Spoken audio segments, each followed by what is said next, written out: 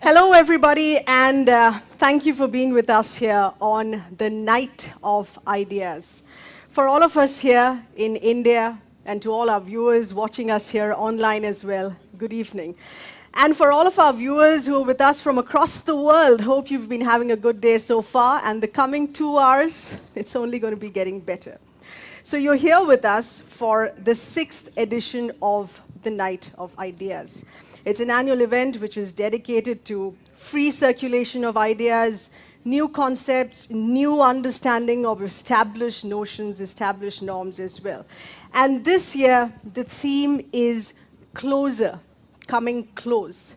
And very interestingly, playing with the paradox of what we've lived in the past 1 year of the pandemic, where it's all been about social distancing, about stay at home, work from home, lockdowns, stay away essentially, and stop meeting and interacting with each other. But has the common suffering and this common reality actually brought us closer? Has it also helped us revisit, restructure, and re-understand our concepts of time and space? Now, this might sound a bit abstract to begin with, but I assure you in the coming 2 hours, you stay on with us, and you're going to walk away, and you're going to be feeling renewed with a fresh outlook on new ideas and a new outlook on how to go ahead now and henceforth, post the pandemic, in the post-COVID world 2021. This is a 24-hour-long global summit, which is across 103 different countries, across 175 cities, out of which we here in India have a 2 hours window to discuss these ideas. So let's make a start. And we're making a start with something that's very special for us, which is food. And this is about heritage food, something that's been around for centuries and is still equally popular here in India. We're going to be exploring the tastes and smells of Old Delhi, which is wrapped in layers of history, of space and time. We're calling this the Nocturnal Walk in Old Delhi. This is with the Ambassador of France to India, His Excellency Monsieur Emmanuel Lenin, along with celebrity chef Manish Mehrotra, who is the chief chef of the Indian Accent. That's what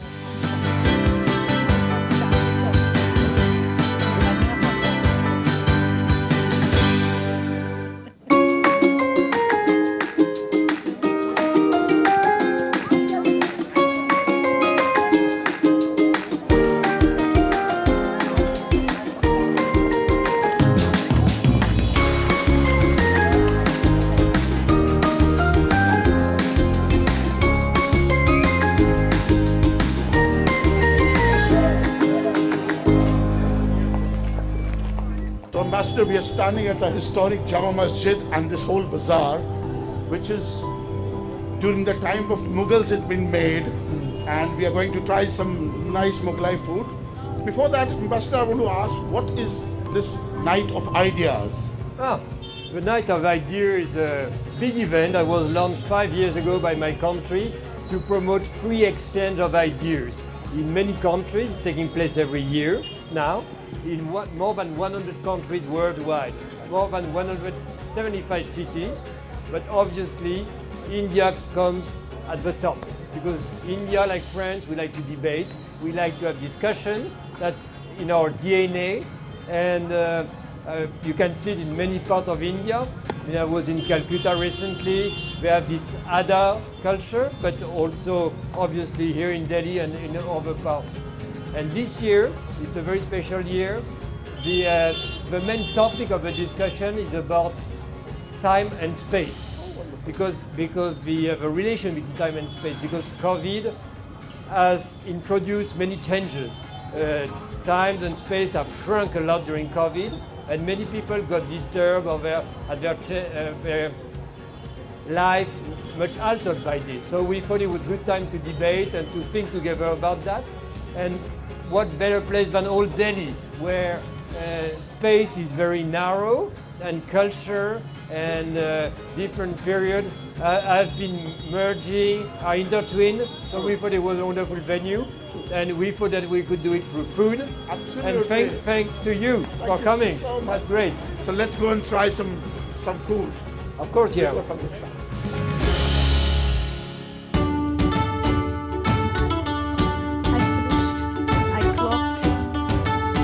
I clocked 300 days of work from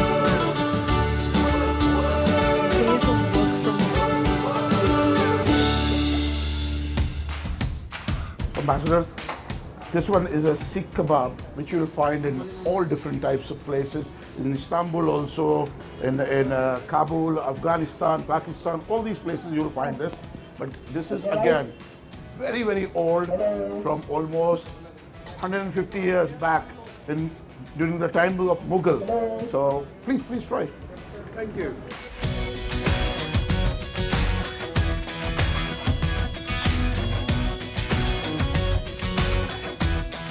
This one is a Rumali roti, means bread as thin as handkerchief. Where does it come from? What is the origin? Its origin is, you can find it in Old Delhi, on different parts of North India. And you just roll your kebab here with it. So this is the brain curry. This is goat brains. Very, very delicious. It's good, huh? It's good.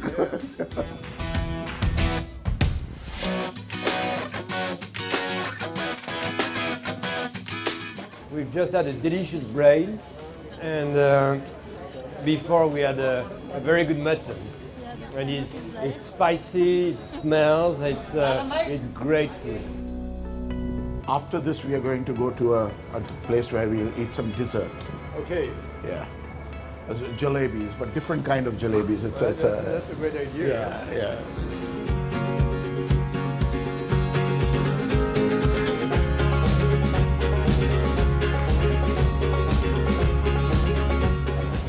It's very juicy inside. It's flat in the mouth, it's very good. It's sweet, but very different.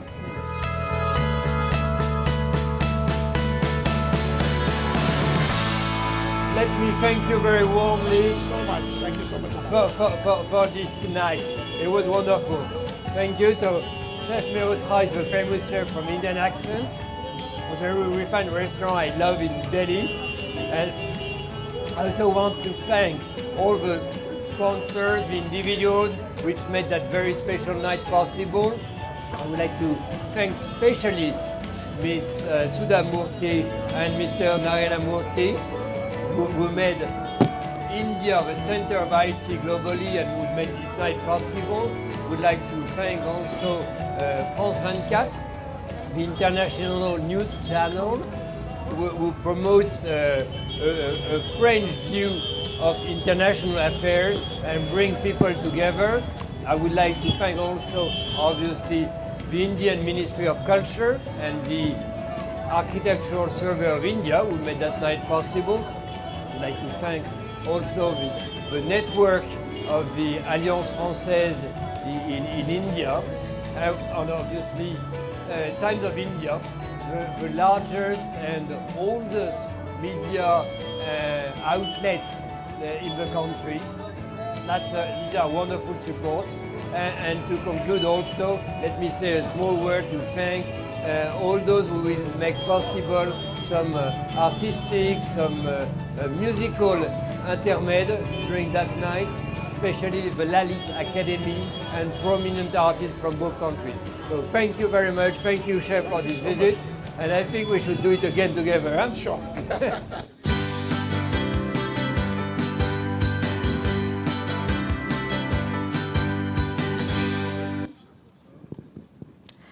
Well, that was really, really nice. So let's take this forward. Let's introduce our first set of panelists with us. We have with us Ms.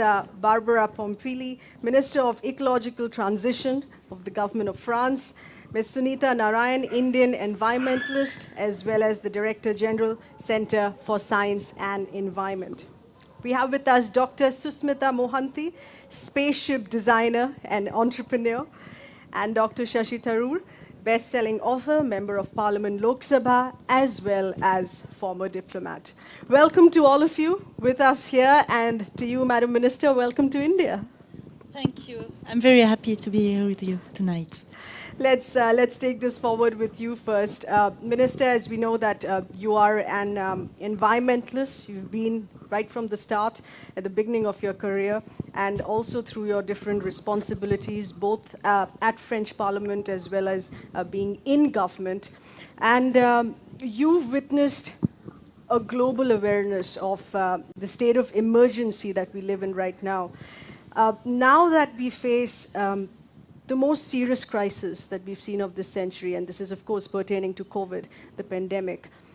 Do you say that the pandemic has made ecology fade away, or that time has changed?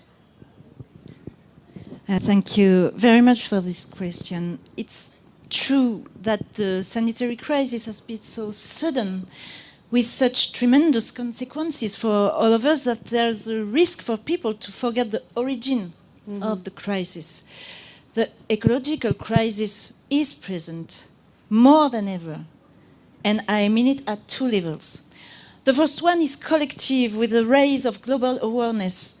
Look around, strong political framework, civil society mobilization, the US back in the Paris Agreement. Those are the proof that we are less and less turning a blind eye on the state of our planet.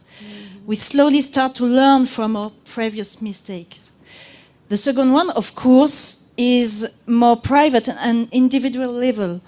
With our friends, family, at work, we all share a common concern that a pandemic can shake deeply everything we believed was intangible. But then, can we now listen from that and understand that we are heading towards worse if nothing is done with global warming and mass extinction? With the COVID-19 pandemic, maybe for the first time ever, we realize a very simple truth. We are all in the same boat. There is no planet B. Yet this pandemic is enlightening the interdependency we all live in. Through it, we have discovered that Wuhan is directly connected to some factories near Paris. Okay. That the Alps mountain can generate clusters thousands of miles away. That there is no action here without consequences there. In short, World Village is no longer an expression, but a reality. And it's for me a turning point in the way we cope with the ecological crisis. Okay. In the last 5 years, we've seen every day the daring consequences of global warming. Millions of people already pay the price for it. And no one can pretend to ignore that what seemed far away before, on the other side of the globe, can today affect us all. So you see, even if COVID separates us one from another, at the same time, it brought us closer. Yeah. It's a very precious lesson to deal with the most dangerous challenge that humankind has ever faced. That's really well said. You've spoken about climate change as the biggest challenge that we face here by humankind. But do you think that the ecological crisis, which is a fundamental change in the way we perceive ourselves as a species through time as well? Definitely, it's a major shift. Since Freud, it is often said in Europe that man, self-love, has suffered 3 offenses or injuries. The Copernican one, planet Earth, is just one planet amongst many others, and it's certainly not at the center of the universe. The Darwinian one, we are one species amongst other species. We just lie at the top of the chain. And the Freudian one, meaning we are not entirely the master of our behavior. To those, I would add a 4th blow to humankind's self-love. Scientists have proved that we are destroying our home, our planet, and that we entirely rely on ecosystems for our very survival. That's a major breakup with the old modern idea, as we say in France, the idea that humankind can rule the planet the way it wants without facing any consequences. And it goes even further. Scientists reckon that a new geological era began, the Anthropocene era, in which the impact of human activities is driving force on our planet. So you see, the ecological crisis has already reshaped the conception of humankind as a species, because now we enter the time of adulthood. Yeah. We have to face the consequences of our action and must act to correct it. And you talk about the time of adulthood. I mean, without wanting to sound dramatic about it, do you think that it's going to be coinciding with the end of humanity? In short, is it too late for us to reverse this crisis? No, certainly not. Let me tell you an anecdote. Recently, I had an audition in the French Parliament, and one MP suddenly turned to me and said, "You're always smiling, and you always look happy. It's unbearable. This crisis is serious." Mm-hmm. But you see, I'm a real optimistic, because hope, like smiling, is contagious. And because people need hope, and we shall never give up. And we owe this to our children. Mm-hmm. So what humankind has made, humankind can reverse. It requires mobilization, ambition, even dedication, but we can do it. Last December, it was the Paris Agreement 5th anniversary, and I think it reminds us all that when nations and people unite in the same spirit, with the same goal, there's nothing cannot be accomplished. And I believe we can write another future for our planet and generation to come. We have that window of opportunity. It's a small one. Yeah. We don't have decades.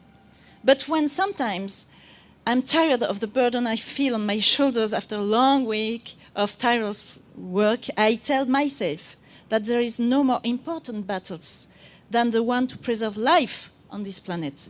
At least it's my personal view and the meaning I gave to my life.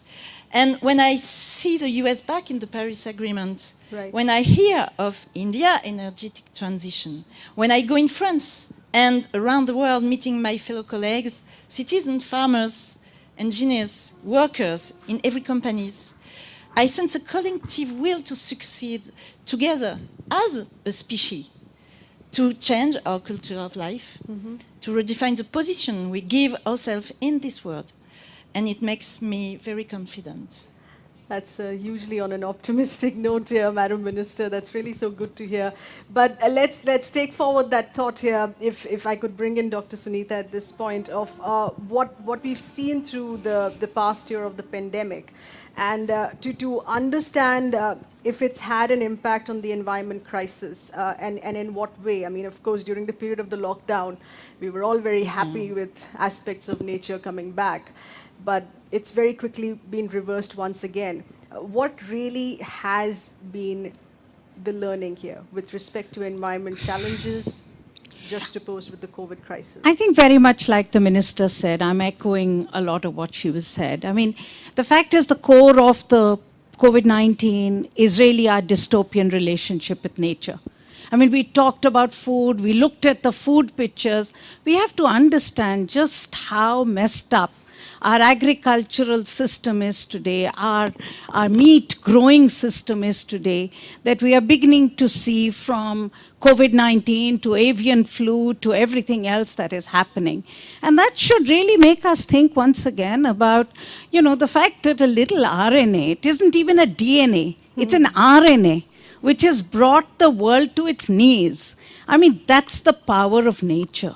And that's something that we as human beings, for once, I mean, I think this very masculine science that we have been, you know, practicing for so long, I would have thought that would, for once we would sit up and say, you know, well, nature's teaching us a lesson. But I don't think we're doing that. And I think that's where I'm not so sanguine as the Minister is. I think COVID has actually shown us just how broken the global system is. It has shown us just how completely the world is not able to act together.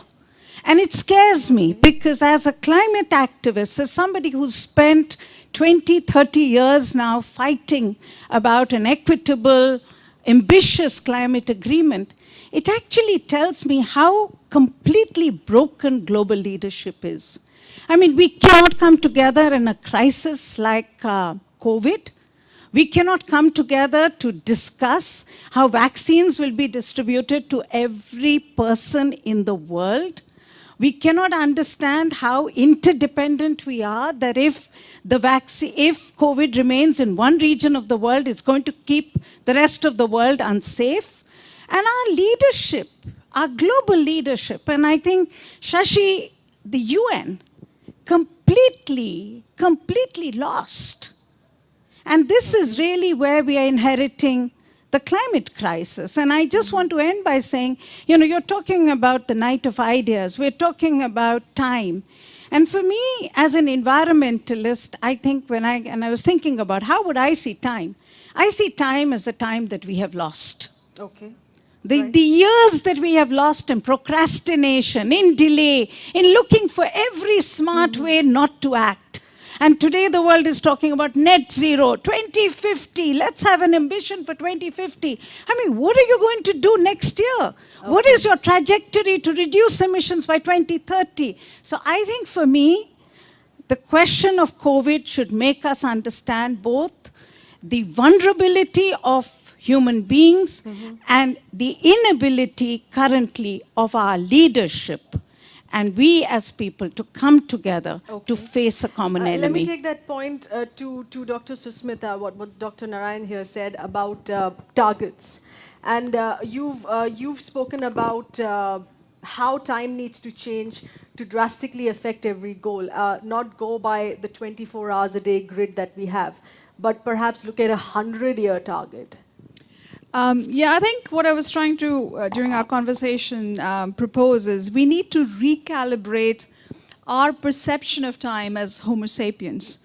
We are so stuck with this 24-hour clock, 365-day a year. We need to move away from this Gregorian way of looking at time and think in 50 years or 100-year cycles to then be able to get the right perspective that we and humanity needs to deal with the crises at hand.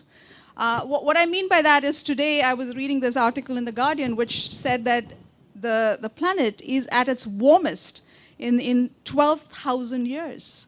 Now, how many of us here, there, and out there think of time as 1,000-year cycles?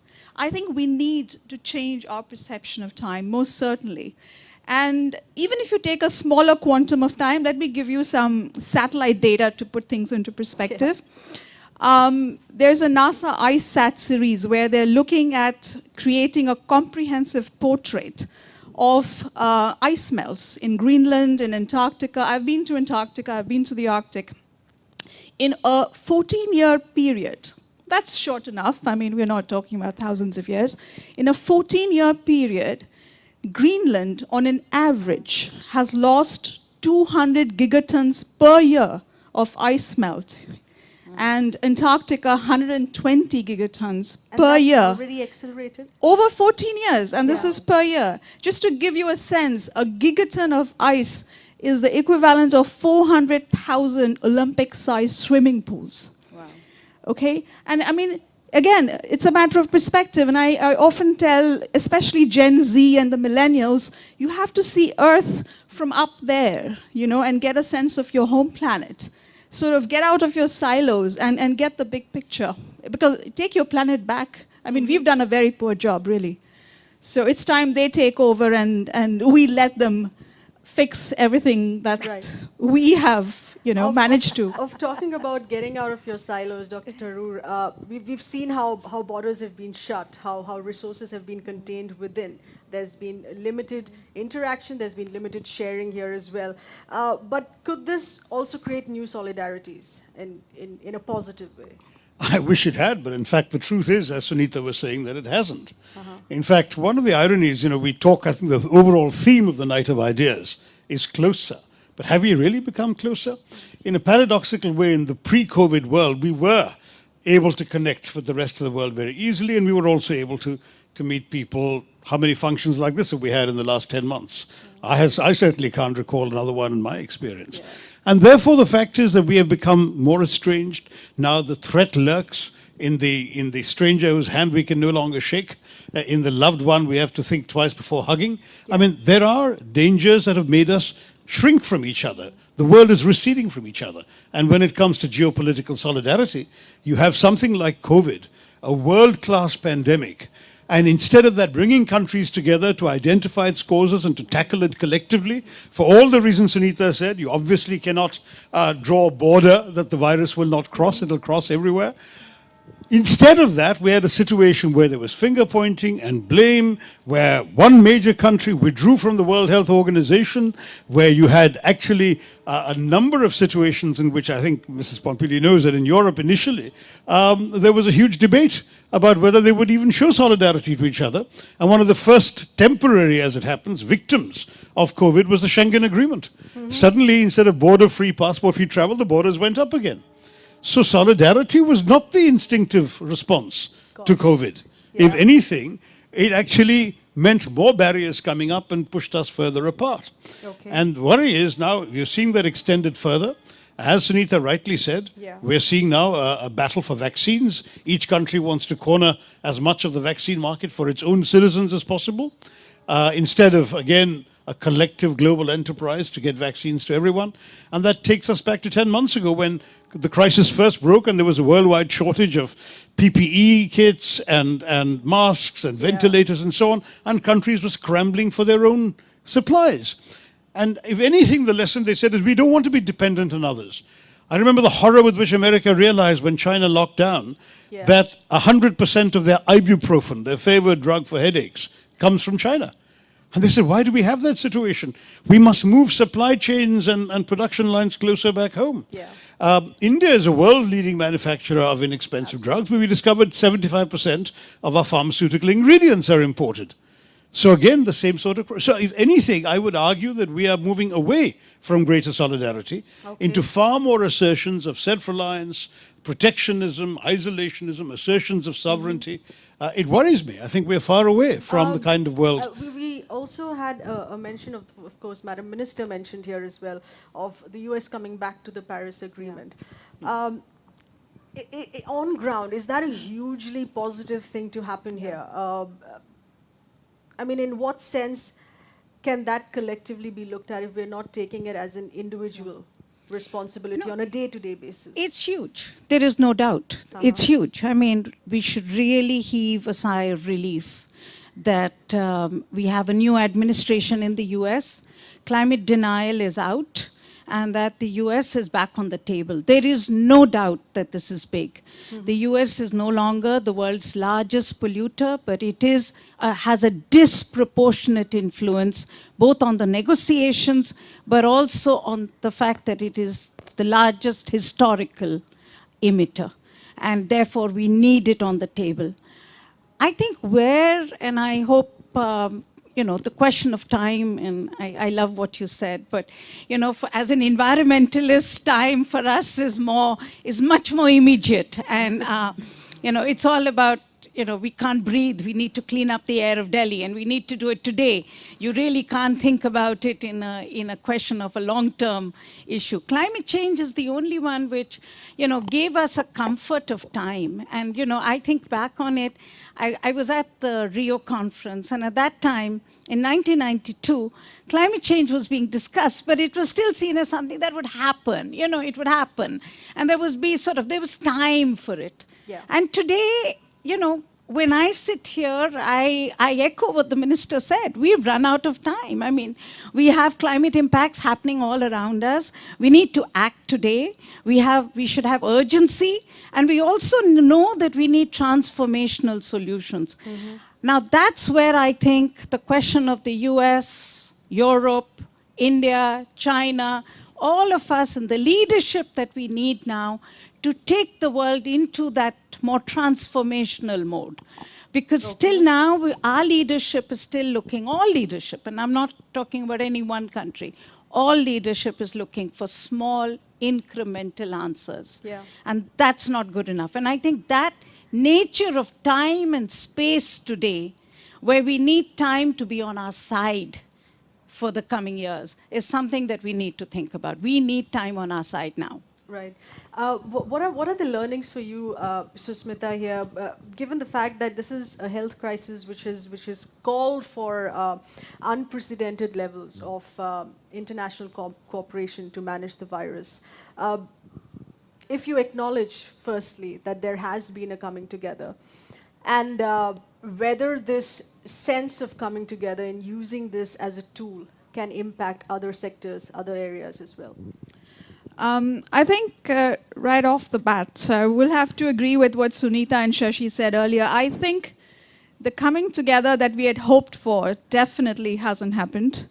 However, I think what COVID-19 has done is it has given the globe a chance to sort of have a health drill of sorts, where for once, we now understand a little bit of the choreography of lockdowns and unlockings, protocols, things we do for space missions anyway. You have to quarantine before you fly and so on. So I think as a planet, we've managed to do a sort of a dry rehearsal for future outbreaks. And I think there will be. Let's not rule it out. So I wouldn't say that we have come closer. I think we've failed on many fronts. Okay. Like we just discussed the whole vaccine issue. Look at what's going on now. We have protectionism in terms of who's making the vaccine, who's exporting, who's importing.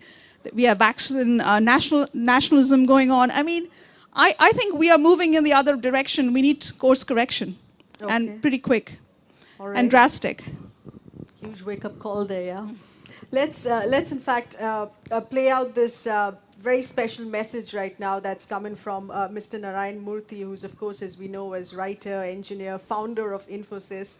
And he's spoken out in extending support to the Night of Ideas and the cause of the Night of Ideas. Let's take a listen in.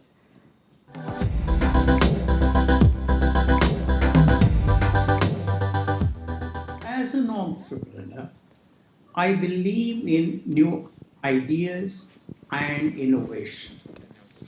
I admire the young entrepreneurs of today who are thinking out of the box, experimenting, innovating, taking risks, and reaching out in unknown realms. The Night of Ideas is an excellent platform to speak and discuss around these ideas and these challenges. My wife, Sudha Murthy, joins me in thanking every one of you for participating in this journey of discovery and imagination. I convey my heartiest congratulations and appreciation to His Excellency, Monsieur Emmanuel Lenin, the Ambassador of France to India, and the French Cooperation Network in India for making this meeting of minds possible. Finalement, je vous souhaite à tous une très belle année et un excellent futur, plein des idées et de possibilités.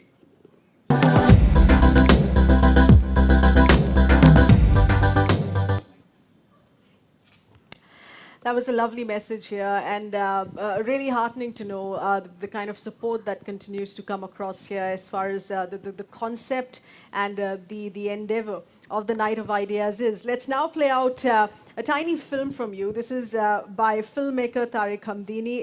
It's really interesting. It's not just breathtakingly beautiful. When you see this, you'll realize.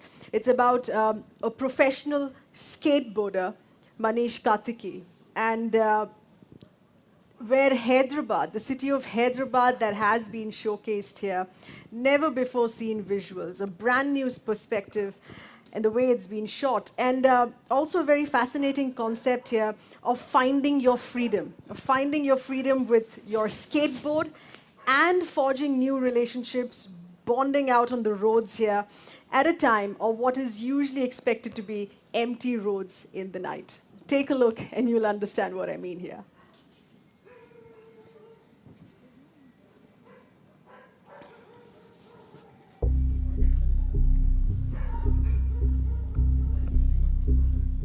So when I'm on my board, I feel a sense of freedom. I feel totally in the moment, completely alive, and a sense of control, which I think as humans we've been lacking in the past 1 year because of the pandemic. And all I need to explore, to express, and be able to use my longboard is just a long, flat piece of a road, really. Over Skype.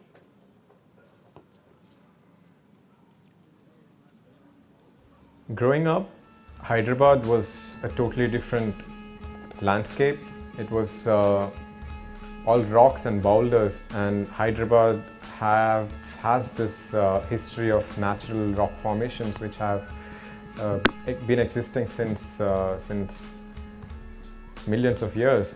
Today when I'm there, I realize how much as humans we have changed the landscape, and how the same boulders that have taken so many years to form has become cement, and how the hills have turned into these clusters of super high rises.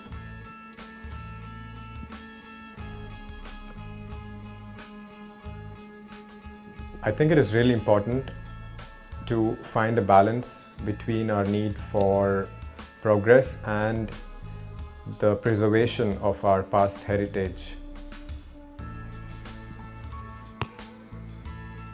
So when the lockdown was enforced, I was lucky enough to have a parking basement in our apartment building, which I could use to skate.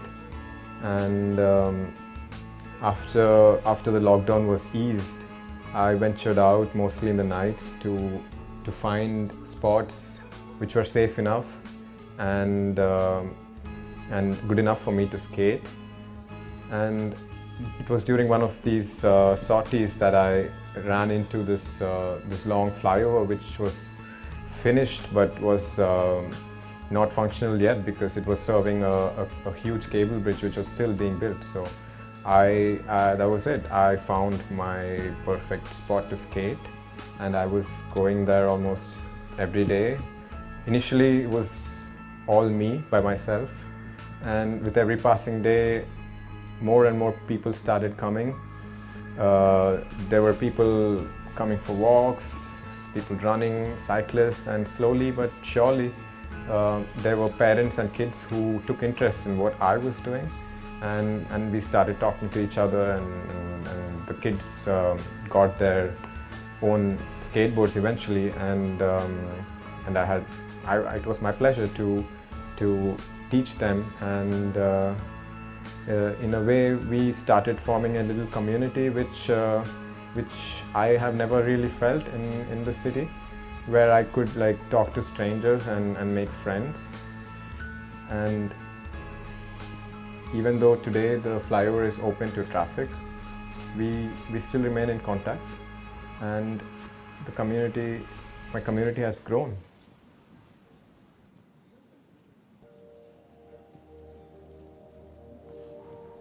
So recently I was at a spot that I used to skate before, and the road was built by cutting into a hill, and this time when I was there, I saw how one side of the hill had completely caved in, and the road was filled with boulders. And me being me, I never miss an opportunity, and I took this up for me to climb on boulders again as I was doing before. I found it really funny because all this while we have been cutting into the rocks, and there was the rocks now cutting into something that we built. So it was a sort of a revenge, and I find it funny because it was like a complete cycle of we playing with nature and then the nature playing with us. In our cities, I find ourselves moving between houses and our offices and cafes and gyms, and always being in our spaces of comfort and never really stepping out of our bubbles to meet new people or have new experiences, learn new things, and which I think is one of the most important aspects of being alive. And my experience on the flyover has shown me that people innately have this desire to connect with new people, to interact with new experiences, and this feeling of togetherness came with the ability to meet new people and strangers. And I think as a young emerging city, it is very important for us to have more of these new public spaces where we can meet and learn from each other. Until that day arrives, I will be awake when the whole city sleeps, somewhere on a long stretch of a road on my longboard, skating away.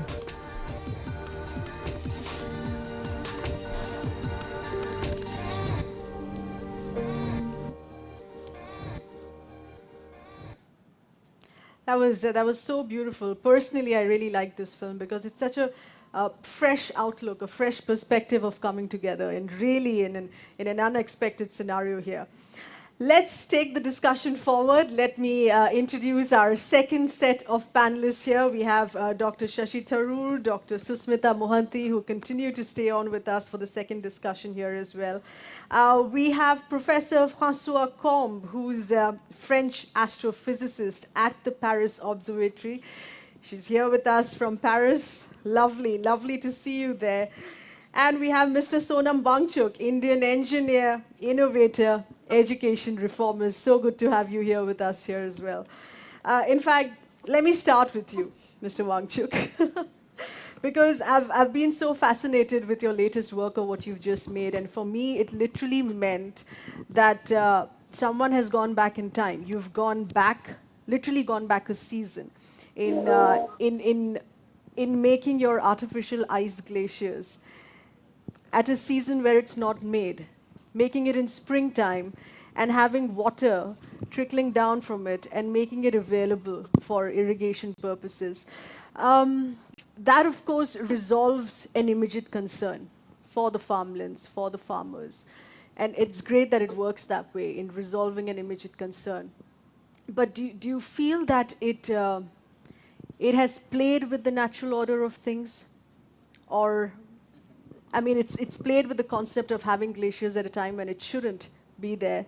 And that could have a long-term impact. I mean, an immediate positive, but perhaps playing with something that could have a long-term impact. Okay, thank you very much. I think the reason why some of us in the remote mountains are having to resort to, attempt something like artificial, I would say, baby glaciers, is because we have played in a big way with nature, and that's why we have our natural glaciers melting away very fast. That compels us to attempt such things. It's insignificant compared to what nature had gifted us, or the whole of the Himalayas. Right. And because of climate change, we are having to resort to this. I wouldn't even claim that it is a solution to our problems, even in local spheres. It's an attempt that could bring us some relief for some time.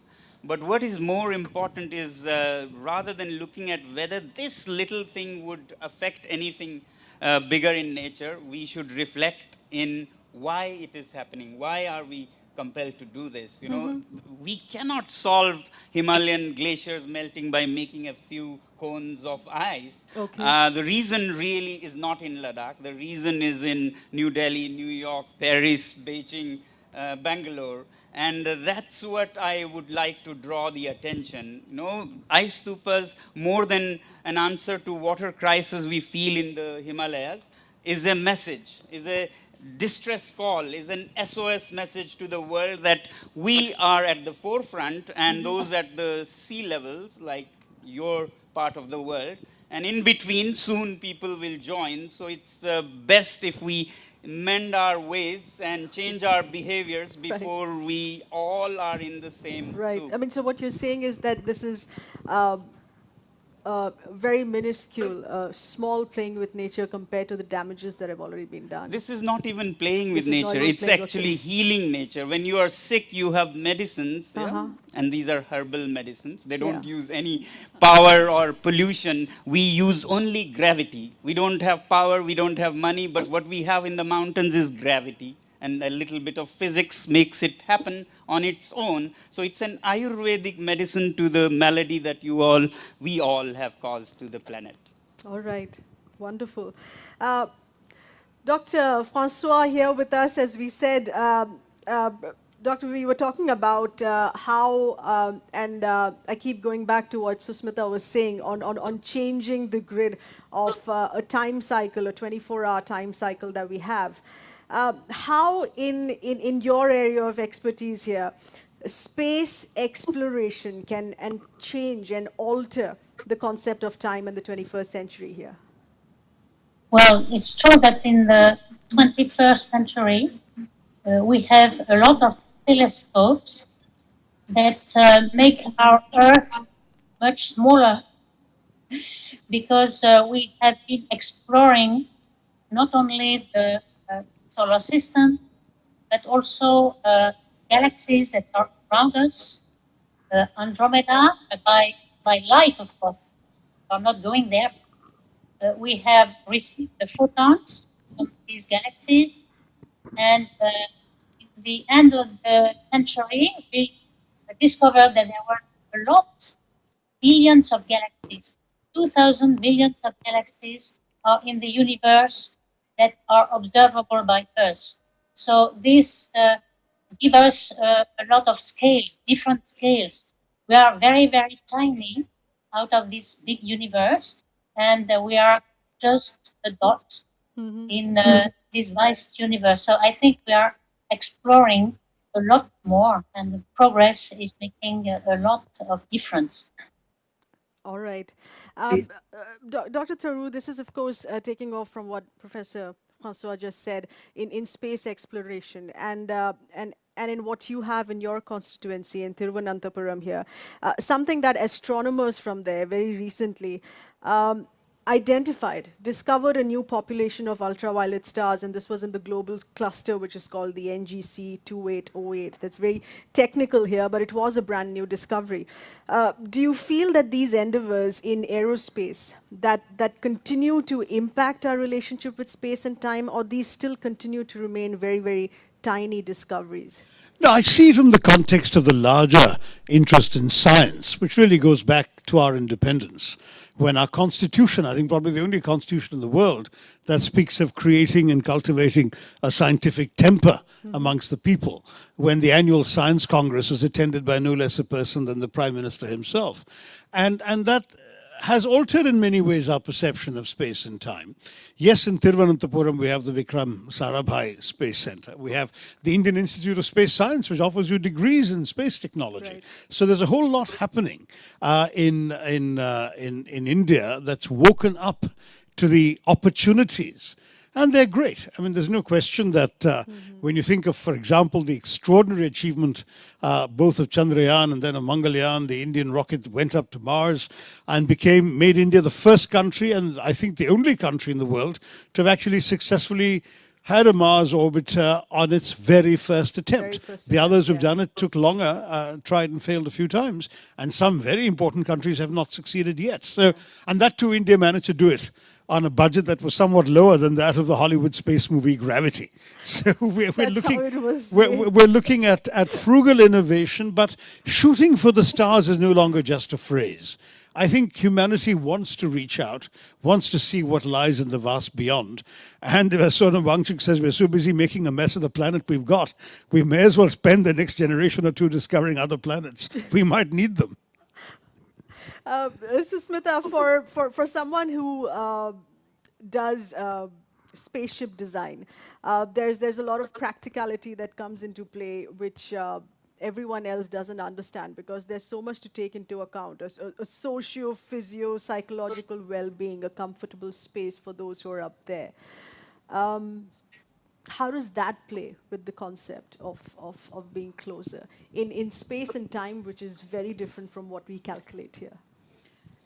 Okay, before I directly answer your question, sir, I think what Sashi just said, and taking off from that, I do see us as in humanity, the way we explore space, I don't see space as a frontier, unlike my American counterparts, for example.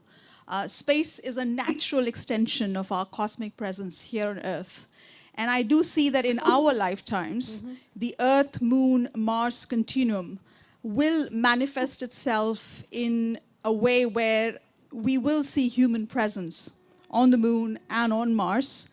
Again, I think it's a matter of extending our cosmic presence, and that's where people like me come in. We design habitats and rovers and suit boats and what have you to make it possible to live not only in low Earth orbit, but also, the Moon is a very treacherous place for humans to inhabit for long periods of time because of radiation. There's no atmosphere.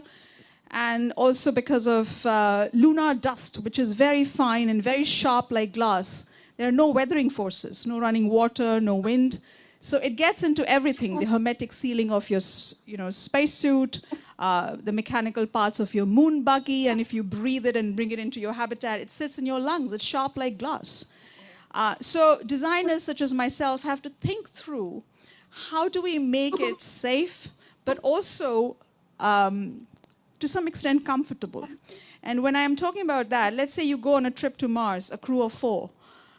You have to make sure that the crew composition is such that individual members are psychologically sort of well-conditioned to be able to live together as an international crew. Of course, there will be conflicts. Of course, people might fall in love.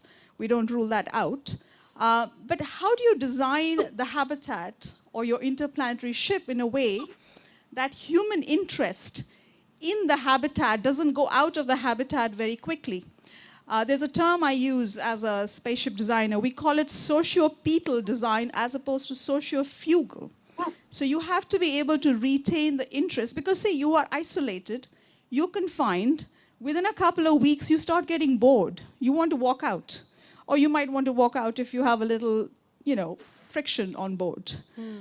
So it's very important for us to look at habitability factors. Yeah. Everything from sleep systems to odor to illumination, air quality, disorientation, because our central nervous system behaves very differently. We are all born on one gravity.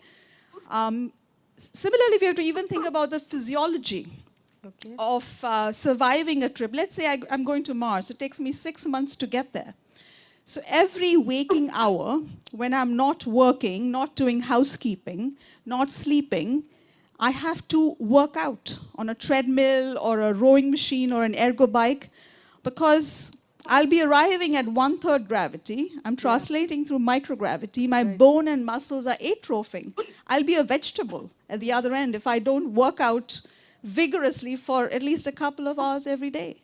So that's your physiology. And psychology, I think human behavior under conditions of confinement and isolation, actually we see examples of it in submarines and polar expeditions. We have analogies. I run a collective called the City as a Spaceship, where we look at design and architectural reciprocities between living in outer space and living in super dense cities like Mumbai and Sao Paulo and Tokyo and New York, because some of our constraints are very similar. Constraints of space, issues of hygiene, odor, psychological stresses, sociological stresses. I mean, micro-societies, there are all kinds of stresses. So I think the designers have to take a multidisciplinary approach to how they design. What really caught me was walkout space.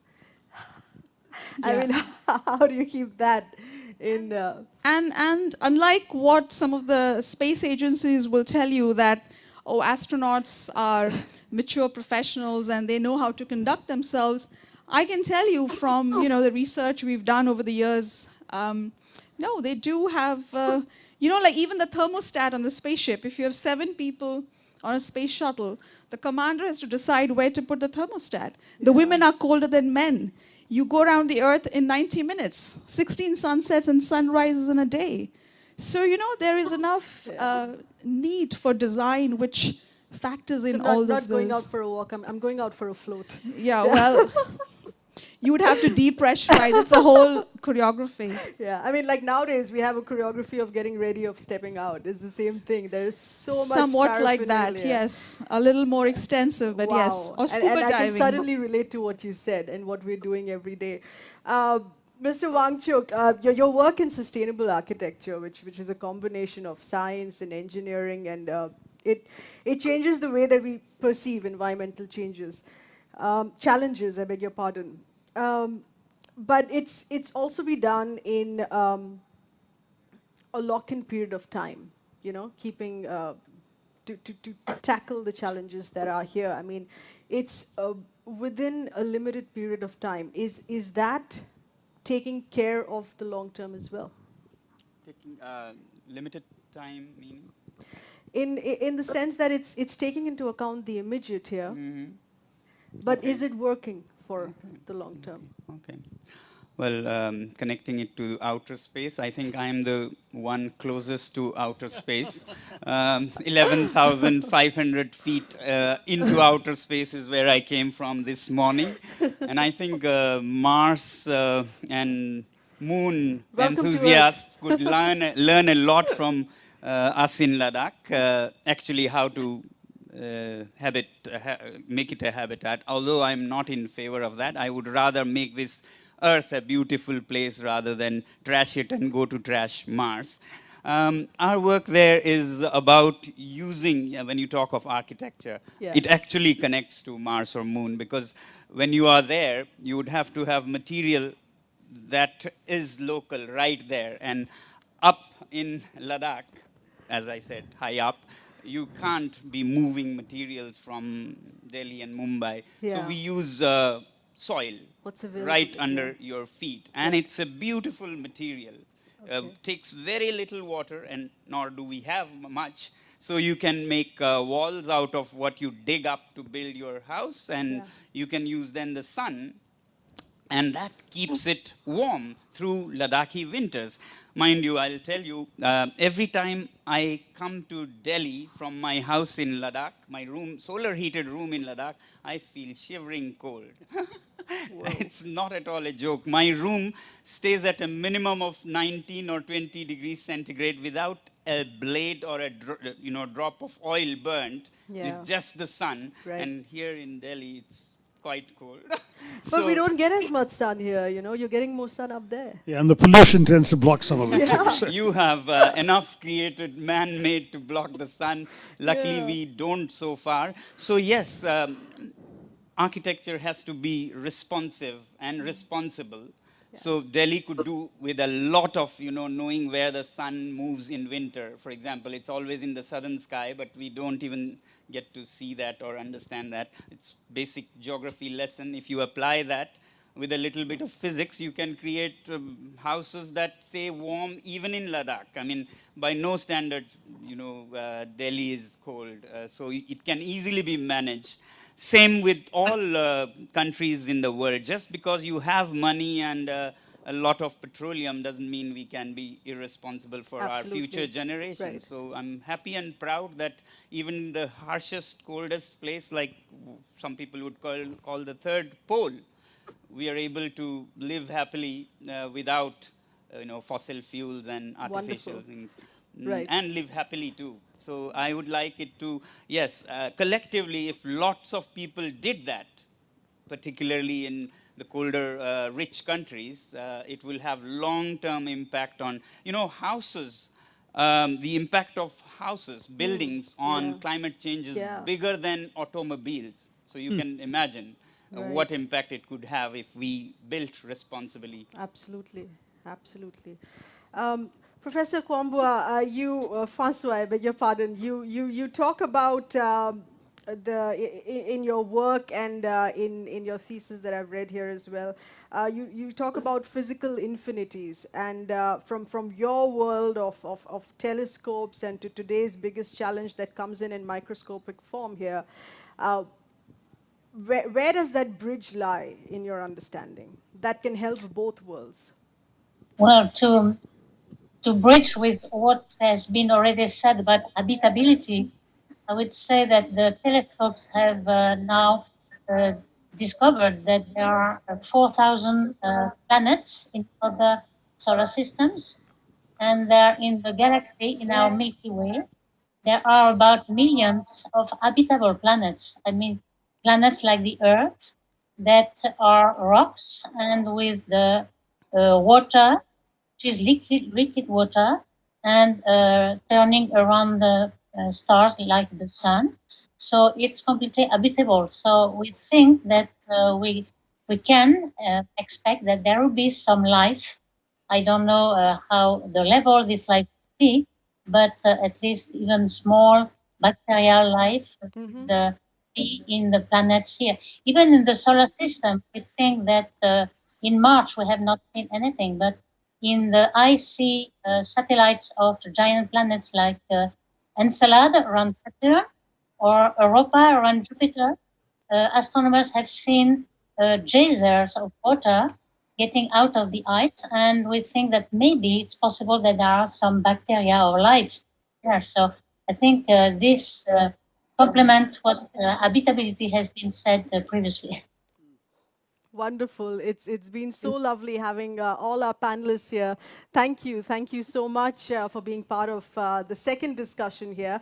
We're going to be taking a very brief break. This is in the form of yet another video capsule, but we're going to be talking about arts now, and specifically visual arts. And what we're going to have be showing you here, the works of a brilliant young artist and also a very brave artist here who's decided to address the issue of size and how it changes with time, and how it impacts your well-being, your physical being, your mental being, and how it demands new space here as well.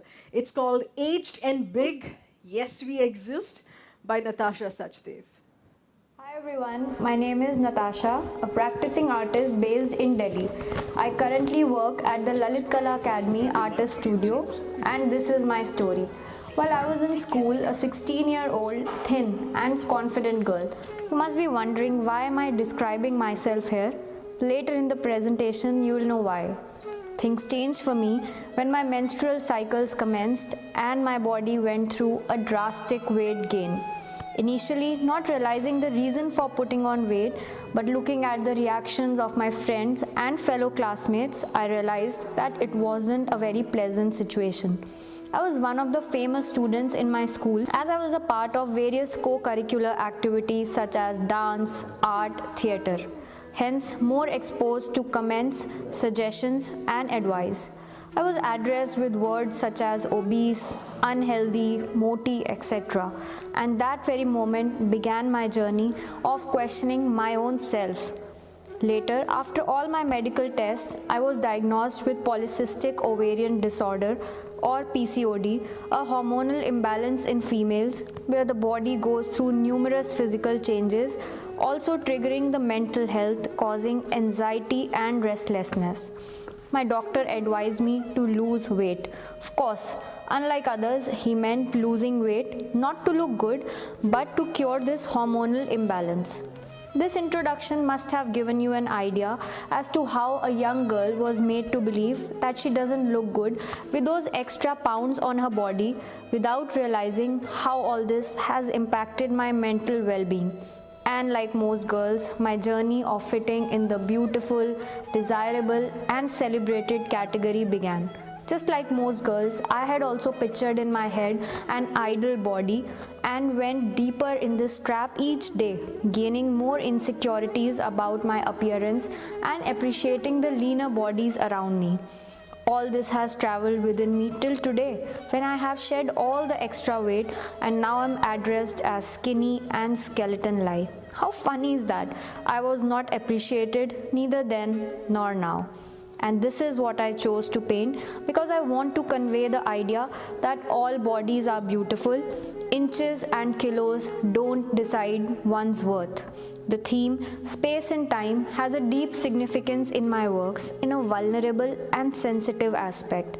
I paint bodies that are heavy, bulky, and not very appreciated in the society.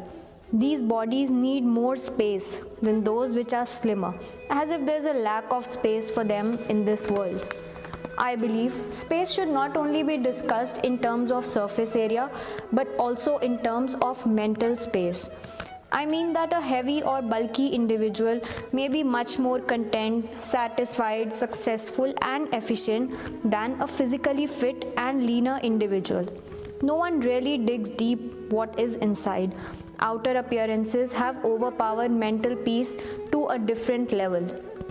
My works mostly portray nude, bulky bodies. I've realized that as viewers, one hardly gets to see such bodies being celebrated and appreciated. All we have been seeing is a very slim and toned body. But here, I want to make a slight difference and bring to light the large bodies that are equally graceful and beautiful. As a woman, I get triggered by various aspects about a female's existence and position in the society. Time being one major aspect. I mostly paint elderly women to bring to light certain limitations when it comes to age. As a woman ages, the idea that she is not suitable for various clothes, activities, and individuals starts developing. Time or age is unescapable. No one can really bring it back. Rather than celebrating age, we are continuously trying to run away from it. Today, the market is filled with anti-aging creams, wrinkle lift creams, and other treatments just to minimize the effects of aging. I'm trying to say that the social pressure to look good has made us insecure to a level where we find these products and treatments a solution to reach our goals of achieving that ideal appearance. I have created various works where I'm distorting my own face, looking horrifying, to portray that we all are distorted in different ways. No one is perfect, and what may seem perfect is actually the most distorted. I feel speaking about the relationship of space and time with my works has made me even more sensitive and empathetic towards people who feel they are less appreciated and celebrated in this society. I will continue to work to make a slight difference in breaking the stereotypes about beauty and body through my art. Beautiful, and it's been explained with so much emotion, of course, given that it's been a personal experience here for her. With that, we're going to be continuing to talk about culture with the star of visual arts here. And I'm going to introduce our third set of panelists here. We continue to have Mr. Sonam Wangchuk. We have Ms. Nandita Das, actor, filmmaker, activist. Good evening. Thank you for being with us here. We have Mr. Sanjeev Sanyal, who's the Principal Economic Advisor to the Government of India and author as well. Mr. William Dalrymple with us, who's the best-selling author, art historian, and curator. And Mr. Christophe Jaffrelot as well, French political scientist who's specializing in South Asia and an author as well. Nandita, I want to start with you first, and this is particularly with respect to a creative person as an artist, as we've heard in so many other areas, in visual arts here, and in your area as well. It's usually work that builds up in solitude. It's that process of creation that builds up in solitude, and only later you step out to create it here.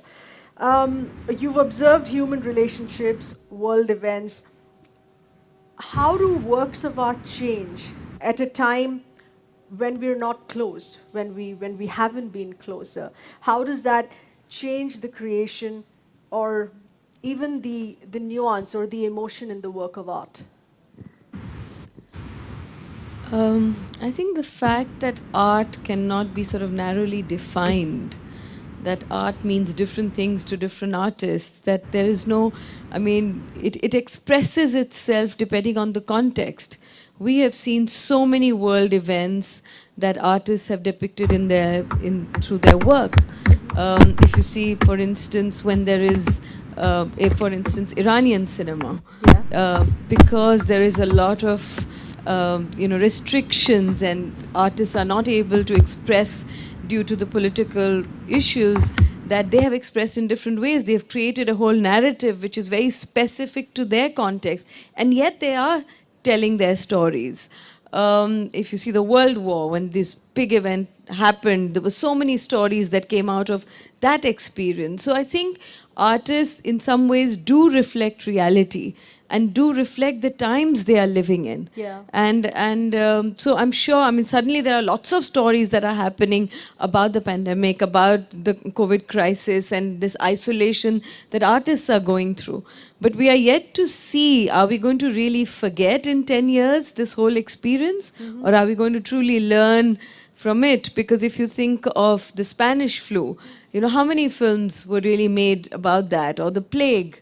You know, there weren't that many. In fact, there were far more films, let's say, about the World War. So sometimes also the commercial aspects, what is more dramatic? You know, what is going to sort of really bring out the stories? But I think because of the internet, something has shifted. Mm-hmm. In some ways, every story does have a chance. If you really want it, there are stories now coming out of individuals. You know, they don't have to be specifically known artists. There are people who are expressing themselves around the world. So I think we are yet to see that how this is going to manifest not only in the immediate art that is coming out right now, but what's going to be the impact of it going forward.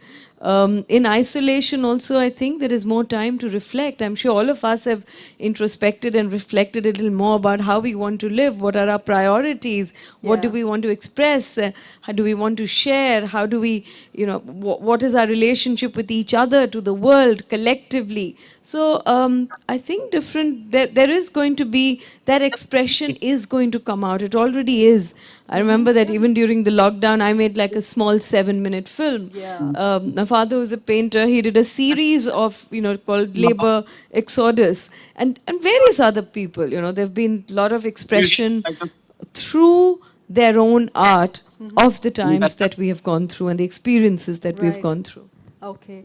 Mr. Sanjeev Sanyal, talking about culture, specifically in terms of work culture in the workings of the government. You know, I mean, we've been put through drastic circumstances here.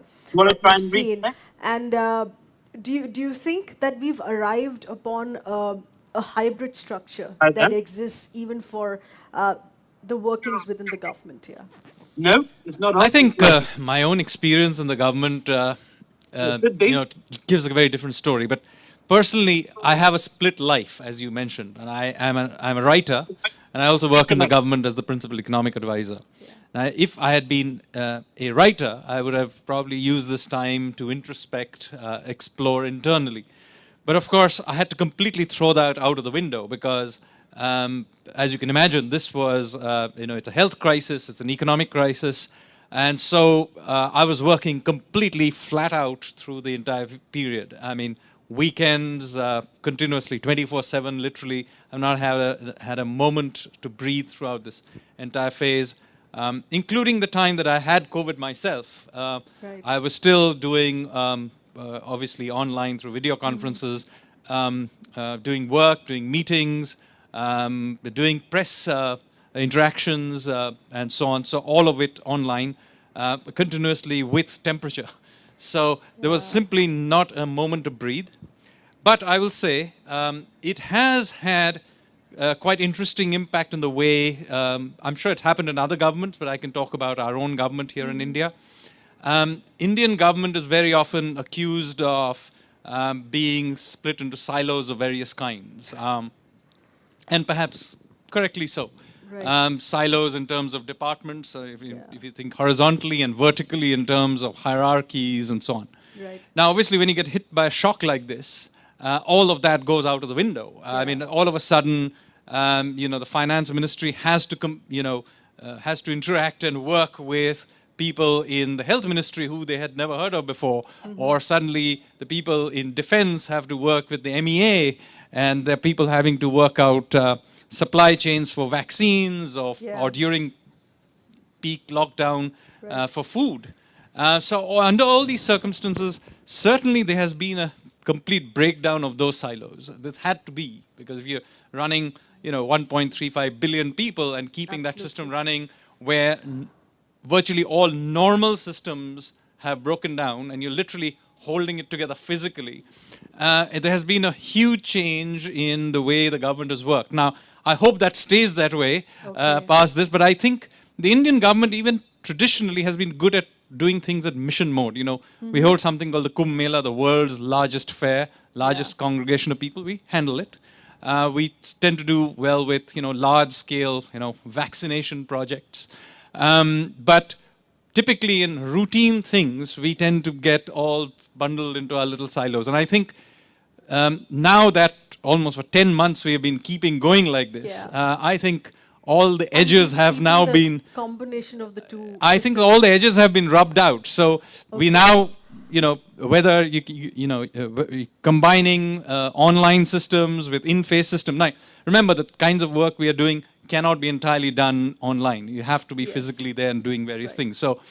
So combining the two, reaching out across the country. So in that sense, there may be something happening in some far out corner of the country, have to know about it. You're reaching out to there may be a situation developing there for whatever reason. So, I mean, conceptually, in terms of what we're also discussing here tonight on the aspect of coming closer, you think these silos that you mentioned that have broken down, and even within departments, one has come closer? Yes, absolutely. And, the central government, the state governments among themselves, there's no point in protecting one city if the next city is going to fall apart. So municipalities even have to deal with each other. So I think, and again, you can't do this in any set rules. There are no rules about this. There's no precedent to this. You're sort of inventing These are it. all new learnings. Absolutely. So I think in that sense, time and space has kind of merged. So it may not be true for other professions, but in where I am, it has all merged into this continuum, so to speak. All right. Let's get in Mr. Christophe here with us as well, who's connected with us online. And this is a hybrid structure, living example of a hybrid structure. What you're seeing, this is part physical, part online, telecast, and also across the digital space as we speak. Christophe, talking about how different is the relationship to space and time among different cultures, specifically, so to say. How does the perception of it differ between two areas, if we take between India and Europe?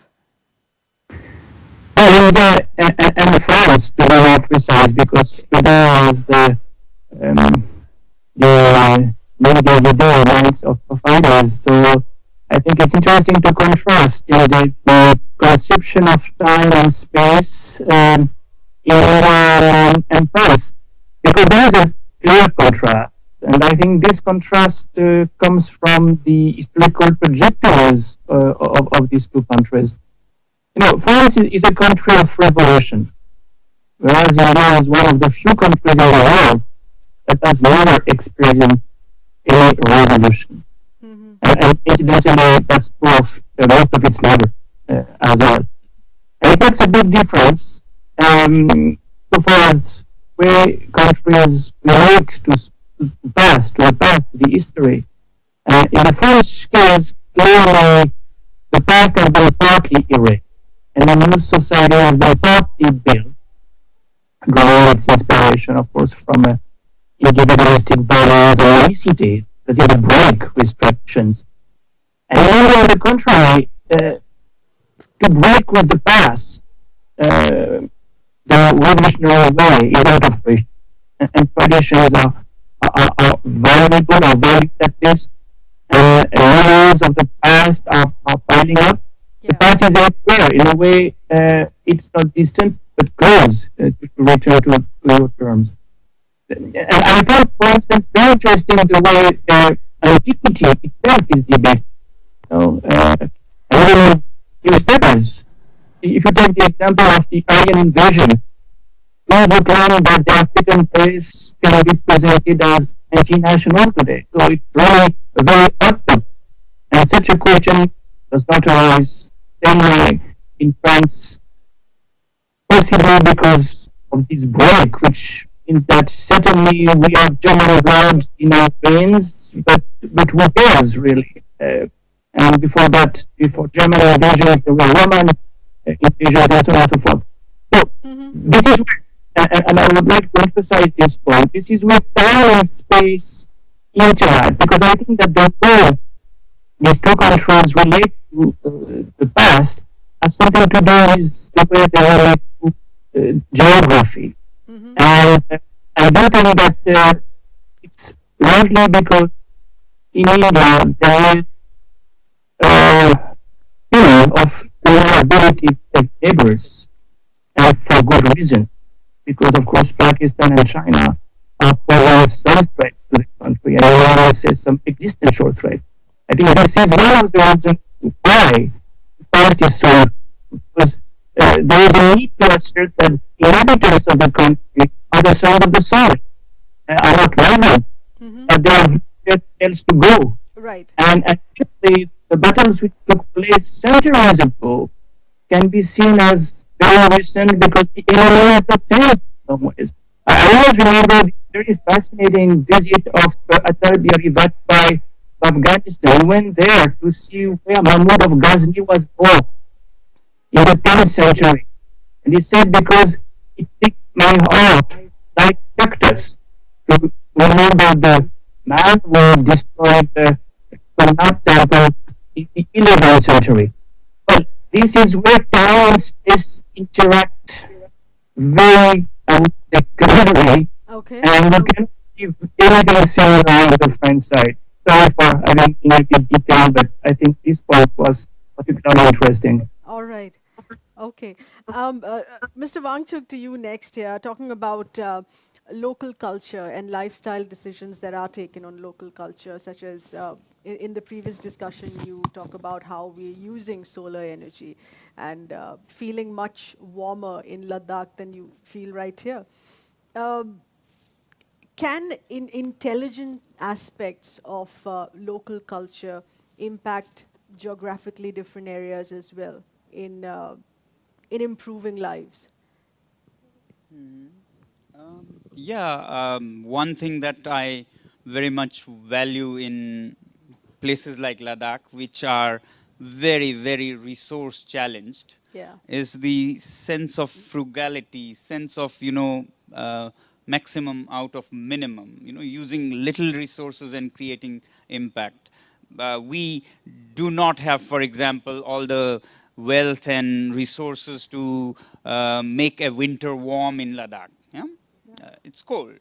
But our people have been very innovative, our ancestors, and that's what I would like to see in the world. And innovative not just with gadgets, with whirring gears and belching smoke, but for example, in Ladakh, the winters are very cold, but the way to deal with it has been, while children look forward to winters, because that's the time when storytelling starts, all through the winter.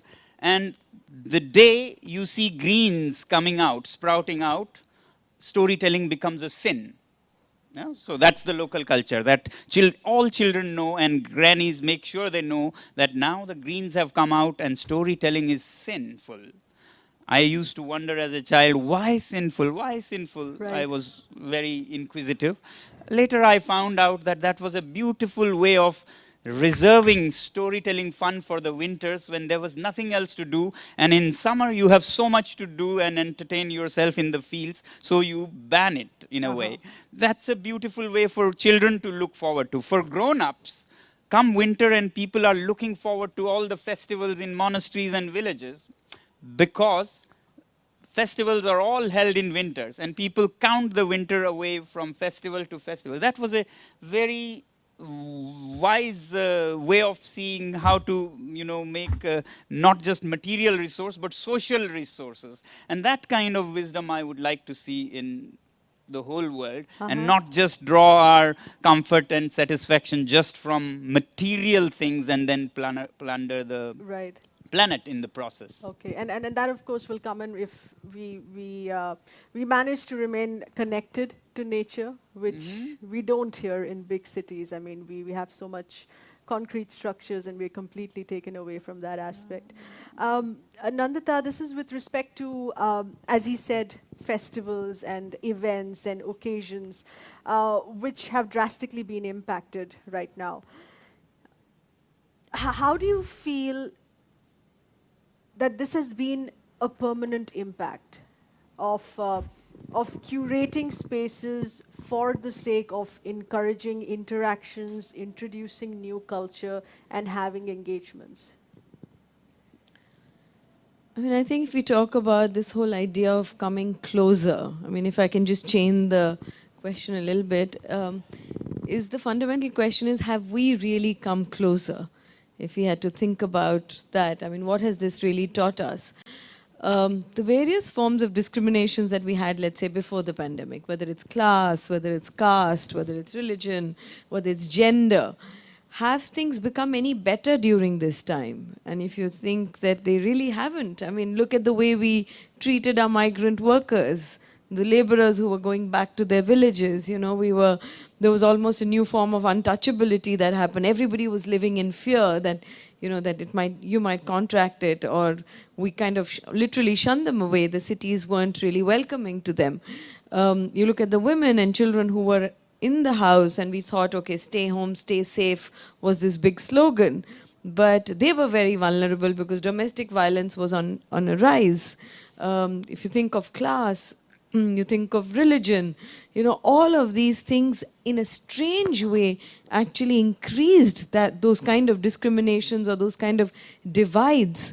And which is really sad, because in some ways when you go through a collective experience, you would imagine that we are sort of in the same boat, that we are all in it together, that we would in some ways realize that our lives are so deeply intertwined, that if I want to be safe, I have to ensure that everyone else is safe, because otherwise I won't be safe.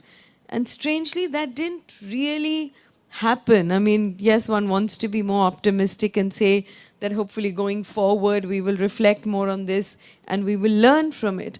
But as of now, it doesn't feel like something dramatically we are really reflecting, and dramatically we are changing in the way we perceive the other, whatever that person may be. So I think even the events, festivals, these are very specific things. I mean, the story about Ladakh is really wonderful, that how winter becomes a time of storytelling, because that's how you deal. So I think human beings are very resilient. You know, we adapt to situations, whether it's the events that happen that change our lives, or whether it is the cold, or, you know, whether it's a pandemic, a virus. We are resilient. We will find ways to adapt. But in the process, will we get closer?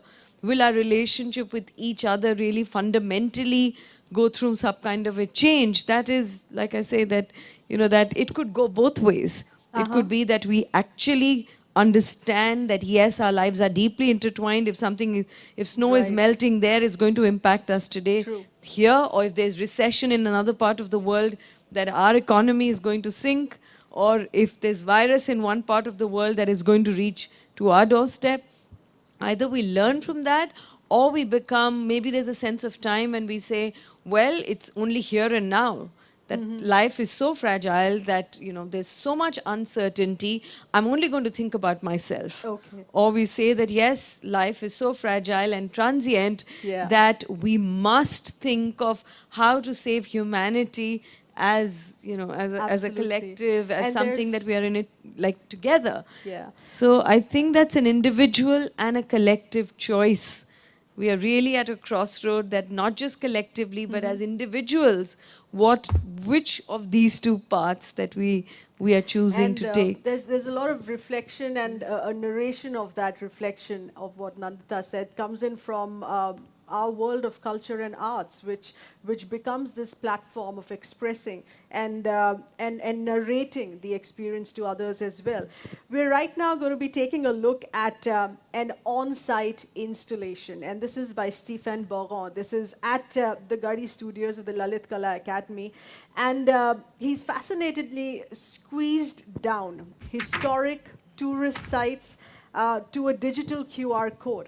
Along with that, there's also going to be a tete-a-tete with artist Natasha Sachdev. Take a look at this.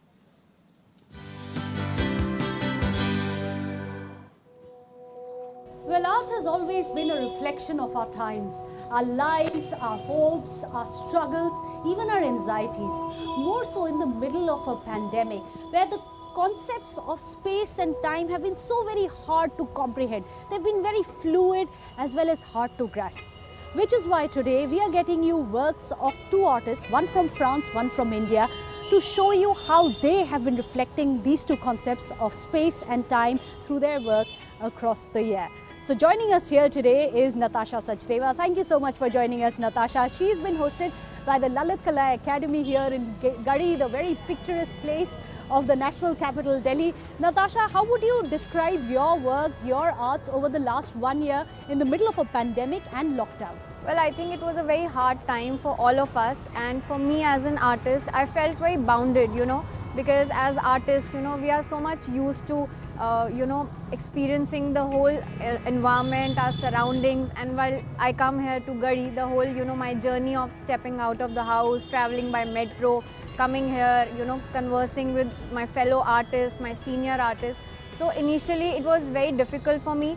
You're looking for images outside? Yeah, of course. Like when I'm traveling by metro, I sit in the ladies compartment, and the whole experience of women coming and looking at their body languages. So it has reflected in my work. But then in the pandemic there was no option and we were so much bounded. But then I realized that what I was searching for on the outside was actually on the inside, and it beautifully transferred into my works, and I guess it brought a lot of change in my works. Well, that's a very interesting thought, isn't it? When you can't step outside, look inside. After all, you've seen a glimpse already of the video of her journey through life. Let's also get you her journey through the watercolors now. So Natasha, I believe this is one of the first few works that you've ever created when it came to nudes. What really drew you to this concept? Well, I believe my fascination for body, it was since my past. I was a very thin girl while I was in school, and after my whole periods, I got a lot of weight. I put on a lot of weight, and with all the medical tests, I realized that I was going through PCOD, which is a hormonal imbalance in females. And that very moment, the whole idea of body changed for me. And like other girls, I also started believing that, the thinner is the better. So while creating these works, I really don't know how and, but where it started, but it came very naturally to me. And I don't look my works as nude, I really, the whole process of creating the layers of skin, the dark spots, and, so basically I was trying to celebrate body through my works. You really managed to celebrate, because I can see the lyrical flow in all of this. But also very interesting, the next piece of art, you've expressed what the concept of time is. If you can explain this to us. Well, most of my works, they portray, really elderly women. My fascination for elderly women, with a lot of baggage on them. Like mostly, here in India, what we see is when a lady, she comes in her 40s, late 40s, there's this, the age, it starts showing on the skin. Tell me one thing honestly, are there some people who would get perhaps intimidated by your work? Are there any patrons who'd come and take a step back with the boldness of the work that you've put out on display for the world to see? Well, I believe yes, and it started with my own family. So when I started these works, I used to take a corner in my room and try to hide what I'm painting, because people are not so much used to seeing these kind of works. And for me also, I wasn't very sure, why am I painting this, and what is making me enjoy these works so much. But then I continued my practice. And I always have believed, that one should always paint, what is inside their hearts, and not looking at the financial aspect of things. Oh, that's very interesting that you've decided that the best way to show yourself, reflect yourself, is through distortion. In fact, let's show our audience here a small glimpse of this unfinished work, and this something which has drawn me right from the beginning, and I have been telling you about it as well. I find it very interesting because you've done this in black and white. I can see the areas where her underwear is. You've kept that unpainted. Will this remain like this? Are you going to finish it, or how are you going to finish it? Well, I believe that, sometimes when you're working and you're so much connected with your work, it gives you your answers. So when I started this work, I thought of, adding a little bit color on the undergarments. But while painting and while working, I keep the work at a distance, and then I look at it, and my work told me not to paint it, you know. I think that really sums it all up. There are those silences which perhaps are louder than any noises, isn't it? Thank you so much, Natasha, for showcasing your lovely work here today at Lalit Kala Academy. But we are also very proud today to host some of the installations of French contemporary artist Stéphane Barrault as well. Now, he is a pioneer at techno-romanticism. Now, many people would wonder, how do you reconcile technology with romanticism? Well, who better than the artist himself to explain it? Bonjour, je m'appelle Stéphane Barrault, je suis un artiste français et je vais vous présenter l'exposition Site non site à Lalit Kala Academy et sur Instagram, organisée par l'Institut français de New Delhi. I will switch now to English. My name is Stéphane Barrault. My artworks are about our relation to people and places on Earth at a distance. I have called this type of artworks planetary art. I am also very concerned since the 80s by ecological questions and our relation to the planet like it arises now with climate change, Anthropocene extinction and world pandemic. I have called this philosophical and art movement techno-romanticism. My website is technoromanticism.com. The Site Non-Site project is about our access to spirituality with the internet and our relation to Earth. What is our relation with spiritual locations or sites at a distance? The Site Non-Site project includes 3 series of artworks. There are 2 series of artworks in the Lalit Kala Academy. 5 images are composed from captures taken from Google Street View of 5 spiritual sites on Earth related to my life. Each picture combines artifacts from Google Street Views of these 5 spiritual sites. The first one, the Bodhi tree in Bodh Gaya, where the Buddha is said to have attained enlightenment or Bodhi circa 500 years before Christ.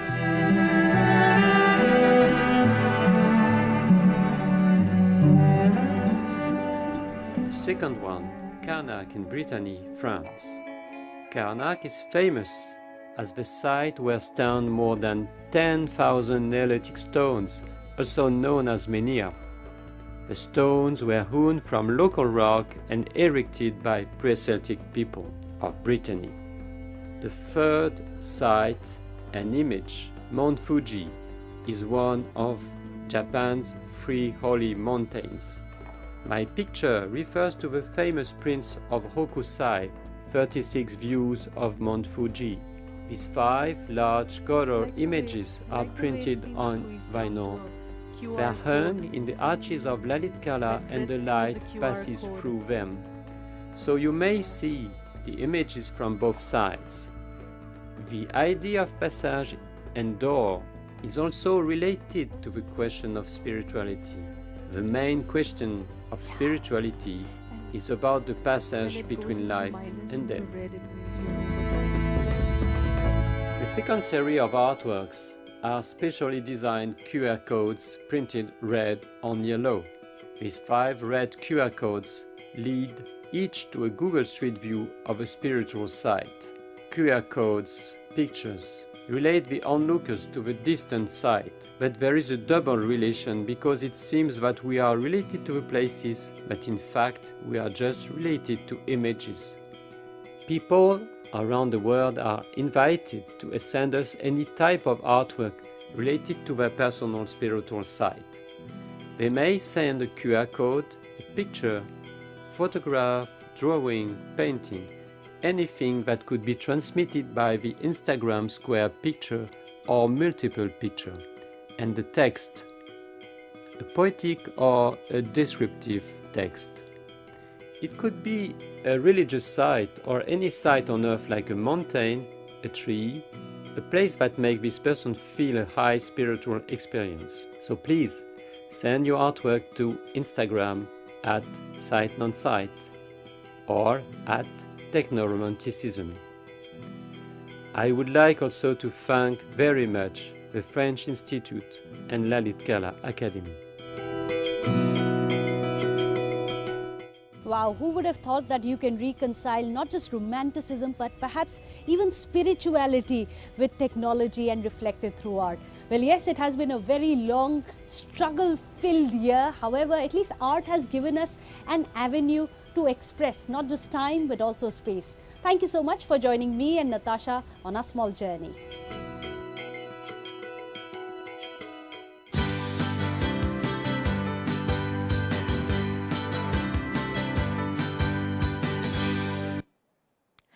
Well, let's continue with that discussion that we've been having, and we continue to have our panelists, Nandita Das, Sanjeev Sanyal, and Christophe Jaffrelot with us.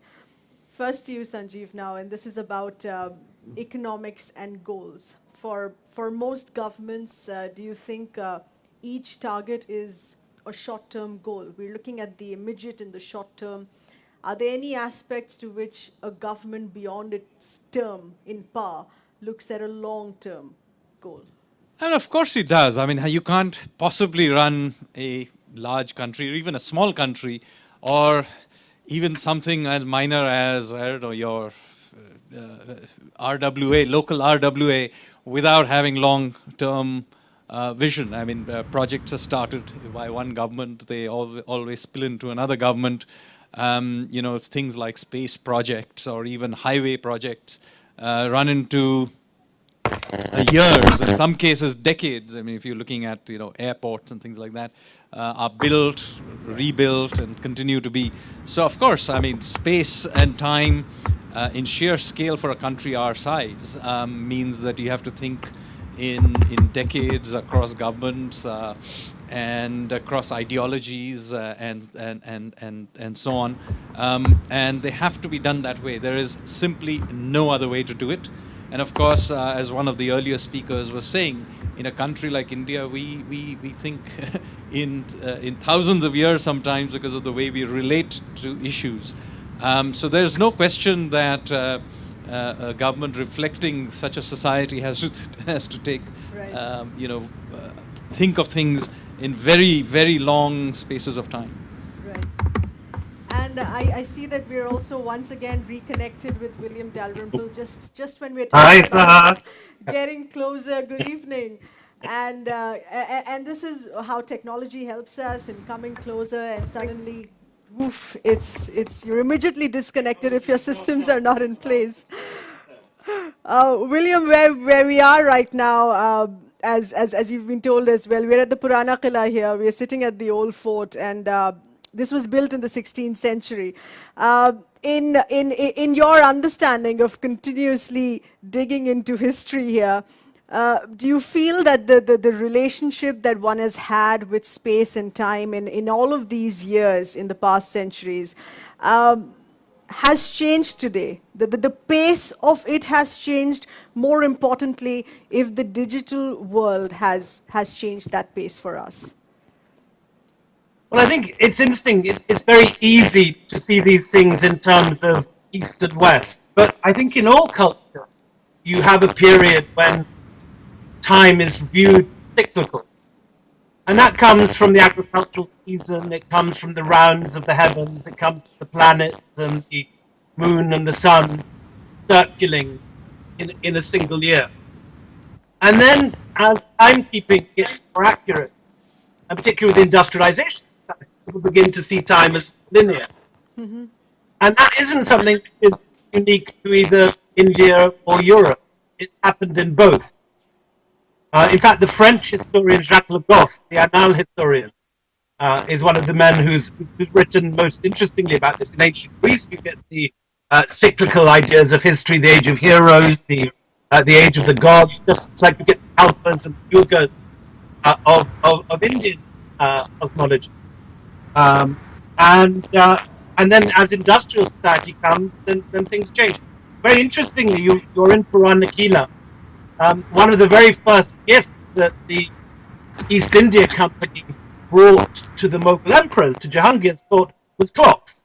They brought clocks, timepieces, watches. Because although India, from very ancient times, particularly from Gupta times, had extremely sophisticated water clock. They hadn't had accurate means of measuring micro time, which European clocks were able to do in the 17th and 18th centuries. And I think you see both societies moving from this idea of cyclical time to linear time. I don't know anyone in modern India who still really thinks in terms of kalpas and yugas, so much as getting home by 6 o'clock in a very linear sense. All right. Christophe, in handling pandemics in terms of a historic moment, in your understanding, do you think that we have had previously countries who've suffered through pandemic, this of course being very global in nature, what we have today, but prevention methods, political decisions of governance here that were taken amidst the pandemic, how drastically has that changed today? Well, I can speak about what I know the best, that is teaching and research, because that has impacted this aspect of society. Not only because schools have been closed in many places, and that has changed family life to some extent, but I would say that the positive dimension is that well, some parents have discovered what it means to be a teacher, and they have also discovered what their kids were learning at school.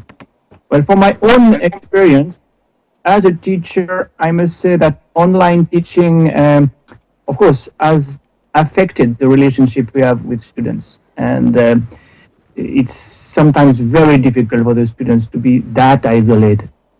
At the same time, also for emphasizing the positive dimension, those who were too shy to raise their hand are now using the chat, and those who cannot afford to come to Paris or London can still register at Sciences Po and King's College and don't pay any rent.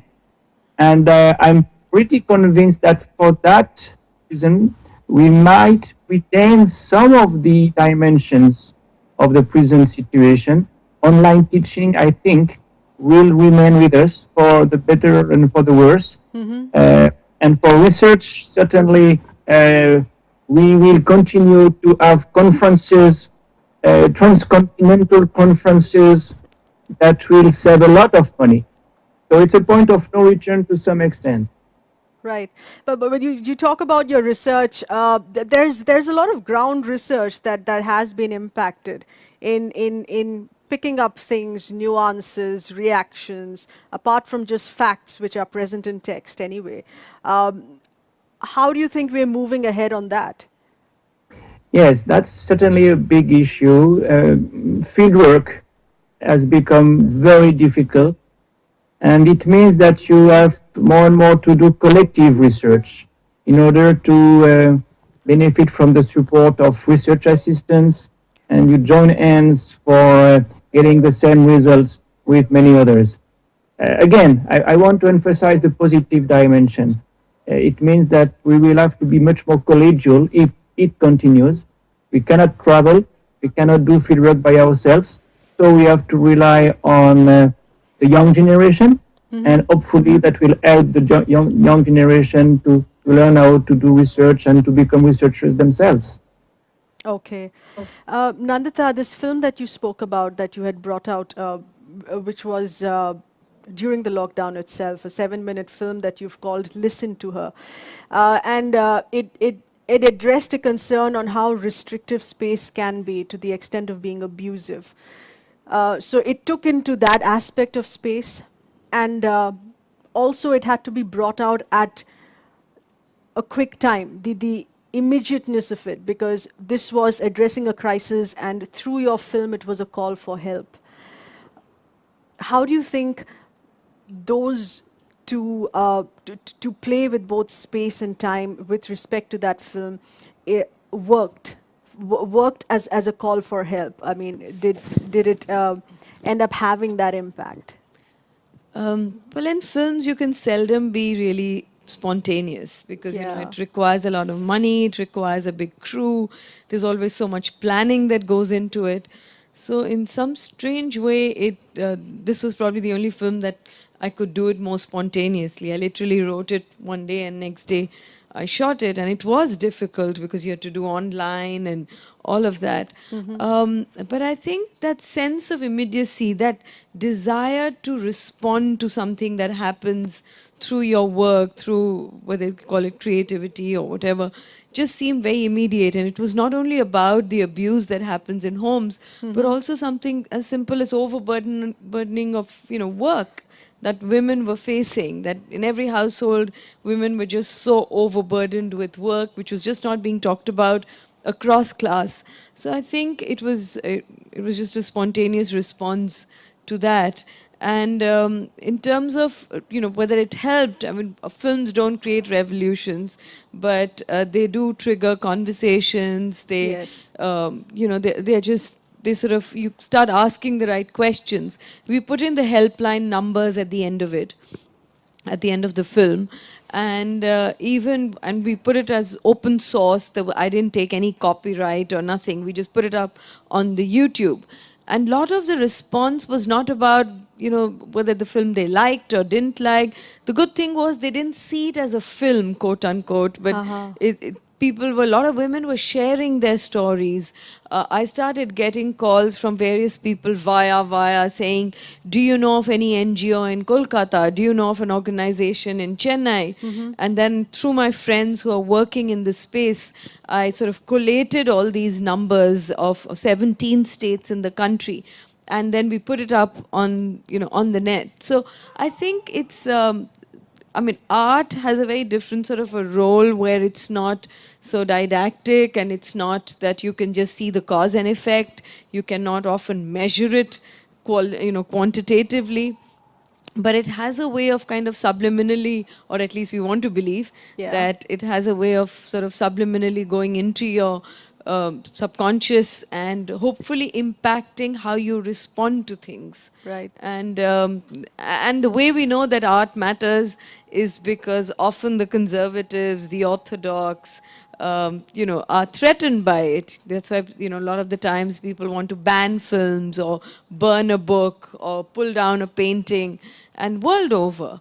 And why do they do that? Because at some level they know that it has an impact. So, but art has also been misused. Art has also been used for propaganda. So there's there's duality, and how you use these, in some ways, neutral things, whether it's the digital world or whether it's art or whether it's conversations. It's really, we are, I think, at a crossroad where we really have to ask ourselves that how are we going to use all of this? Are we going to do it for something more progressive, something that's going to be better for the humanity, or are we going to misuse it? I mean, really, I feel this pandemic can bring us closer, and it would be a huge missed opportunity. Your film was a healing touch, I mean, it was a healing touch to many. Well, we tried, I mean, I do believe that every drop counts, and you just have to be at it. Right. William, this is, of course, with respect to you understanding both worlds, and in how you feel whether or not India can shape the future differently from Western countries. This is historically, as we have done before, and for today as well. Do we see that happening again? Well, I'm writing a book at the moment. My current project is on the influence of India in the ancient India in the early Middle Ages, the way that all these Indic ideas pour out, whether it's Buddhism going up China or Hinduism, Sanskrit dominating the entire area between Kandahar, Sanskrit Gandhara, or all the way to Singapore, Sanskrit Pura. This is, of course, stuff that Sanjeev Sanyal has also written wonderfully about in his book. And then the way that Indian mathematics and trigonometry and the number system, the decimal system, moves westwards, first to the Arab world and on into Islamic Spain, and then finally into Europe with Fibonacci. So if India had done it before, there's no reason at all that India can't transform the world again. The mathematical mindset which produced Aryabhatta and Brahmagupta is still very much on display, not only in Bangalore but in Silicon Valley. And yes, I'm an optimist for India. Whatever the political misgivings many of us may have at the moment, economically and in the long term, India can only rise like China has risen. And in the long term, one has to be a huge optimist for India. There's so much still to be done, still can be done, and China has shown the way.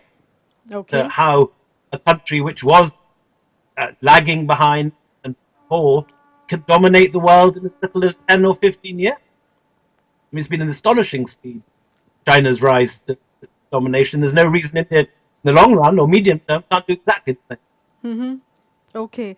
Sanjeev, where do you feel that the concept of space and time, where we're talking about an existential crisis in certain manner as well,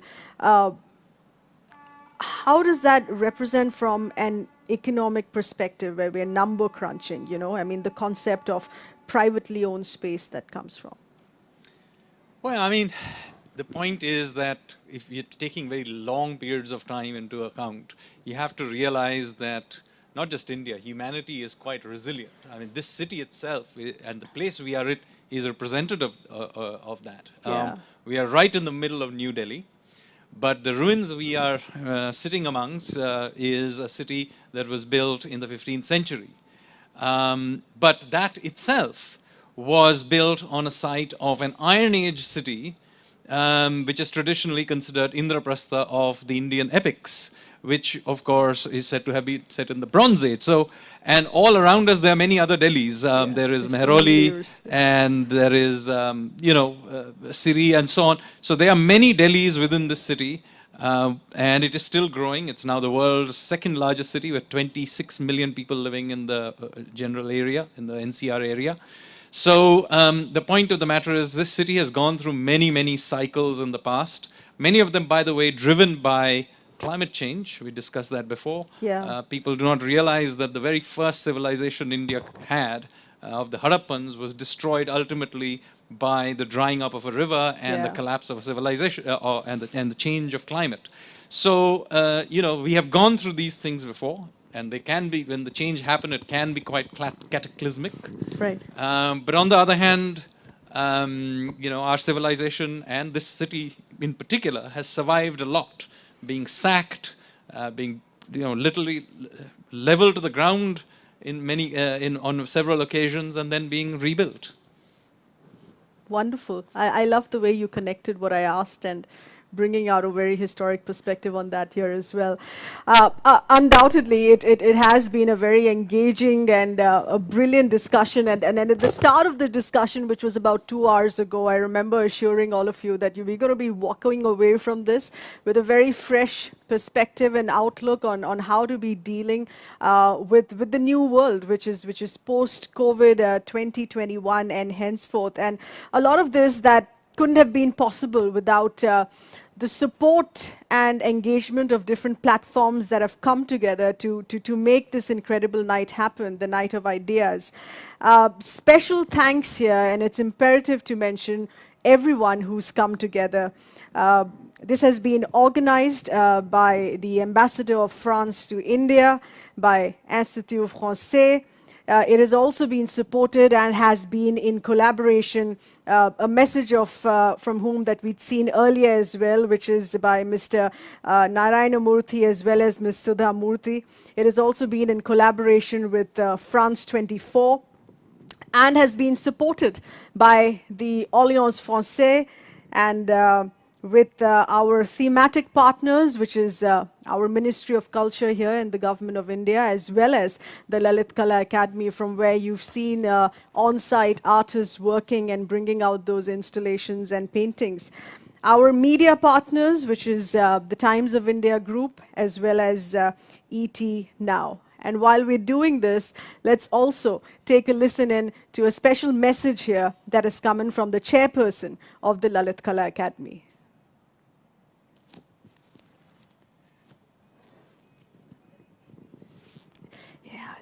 मित्रों, आज आपके सामने आने के लिए मुझे बहुत खुशी हो रही। भारत देश और फ्रांस एक साझा कार्यक्रम लेके आ रहे हैं। फ्रांस के तरफ से एक बहुचर्चित ऐसे स्टारों की दुनिया में कला विजन रखने वाले ऐसे स्टीफन बेरॉन, जो बहुचर्चित और बहुत सम्मानित ऐसे कलाकारों के डिस्प्ले, काम का डिस्प्ले, उनके विचार के कैसेट और खुद स्टीफन बेरॉन ऑन स्क्रीन आपके विचार से आपको अवगत कराएगा। ऑफ कोर्स ये साझा कार्यक्रम के अंतर्गत हमारे भारत देश की बहुचर्चित चित्रकार, हमारी गढ़ी की स्कॉलर नताशा सचदेवा भी आपके सामने अपने विचार से अलग करेगी। फ्रांस के राजदूत हमारे गढ़ी स्टूडियो में आए, हमारे गढ़ी स्टूडियो का आकलन किया, विद्यार्थियों के साथ चर्चा की, उनके काम देखे, डिस्कस देखा, हमने उनकी फिल्म उतारी और फाइनली बोले I am very happy, I would like to join with Lalit Kala academy, this is the beautiful centre I have seen, he said. हम लोग आपके साथ में फ्रांस सरकार की तरफ से फ्रांस एम्बेसी साझा कार्यक्रम टाई अप कर रही। मैंने उनका स्वागत किया। Corona heavily disturb us, till today we are fighting, we will win. और कला ये उसका एक बहुत बड़ा साधन है, माध्यम है। दिमाग को विचार के धन से, हाथ को क्रिएटिविटी के धन से साकार करने का, रम्मान होने का कला एक साधन है। अपने विचारों को साथ में रखे, वो संशोधन कर रहा है, कहीं आप भी उसमें हो सकते हैं। ललित कला ऐसे विचारों का स्वागत करती है। फ्रांस के साथ में हमारे कार्यक्रम होते रहेंगे। आप कलाकार हो, उसी माइंड से आइए, आपका विचार धन इस देश को दीजिए, इस दुनिया को दीजिए।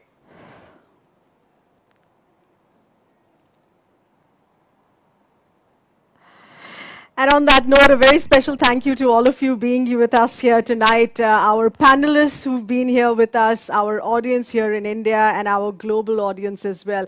But we still have some more time for the 2-hour window, and we're leaving you behind on a brilliant musical note. This is a very special collaboration here that has been done across continents at a time when traveling, sitting together, composing together, indoor studio spaces was not possible, but nothing has stopped the music.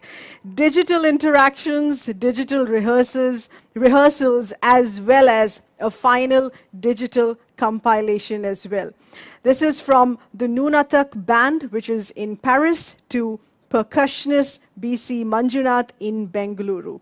We're calling this Nunatak meets Kunnakol, where the Kunnakol, to help you understand this better, the Kunnakol are actually percussion syllables of Carnatic classical music. Enjoy.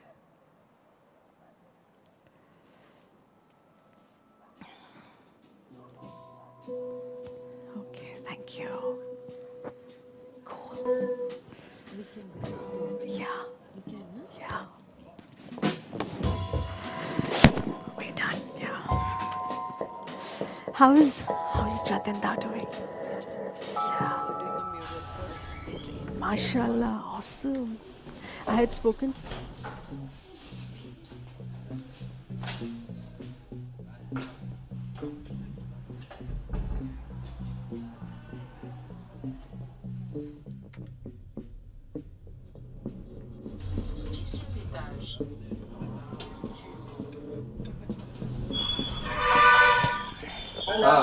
Hi Manjunath. I can recognize the sound of India. You're in Bangalore? Yes, Bangalore. Yeah, I'm teaching mostly. Okay. Not. Online teaching or? Yeah. Yeah. But bad times for live music and for traveling? I didn't travel since February. Yes.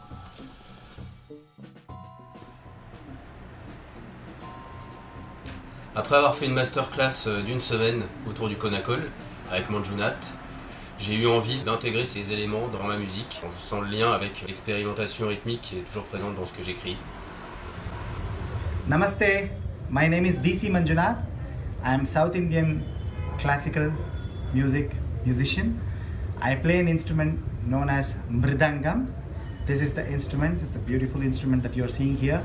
It's the primary percussion instrument for South Indian classical music, which is also known as Karnataka Sangeeta or Carnatic music. Je suis parti de la suite de chiffres 9, 8, 7, 6, 5. La somme est égale à 35. C'est à la fois un multiple de 7 et à la fois un multiple de 5.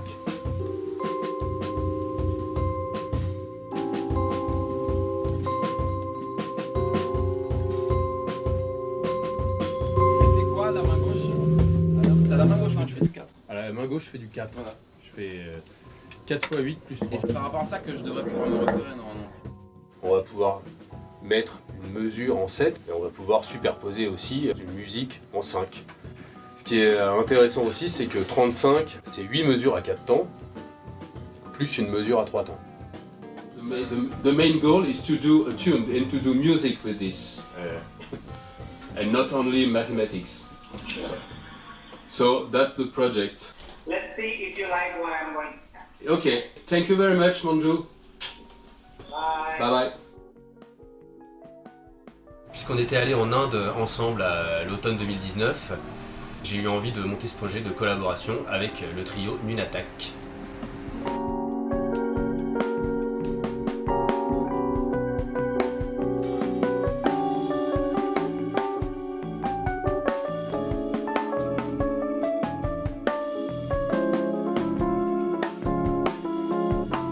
J'ai utilisé des éléments du Ecological qui m'avaient touché directement, comme les suites de chiffres ou les superpositions de métriques, pour en faire un morceau dans mon esthétique et avec le son du Rhodes que j'aime et que je travaille depuis pas mal d'années.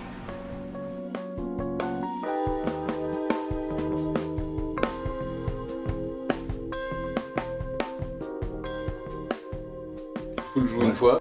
Takadina, tadigina, tom takadina, tadigina, tom takadimi, takadimi, tarikita, takita, tarikita, takita, kita, kita, Tigina tom ta tigina tom takadina da digina tom takadina da digina tom takadimita kadimita rikita takita tarikita takita takita takita da tigina tom ta tigina tom ta tigina tom ta tigina tom ta tigina tom ta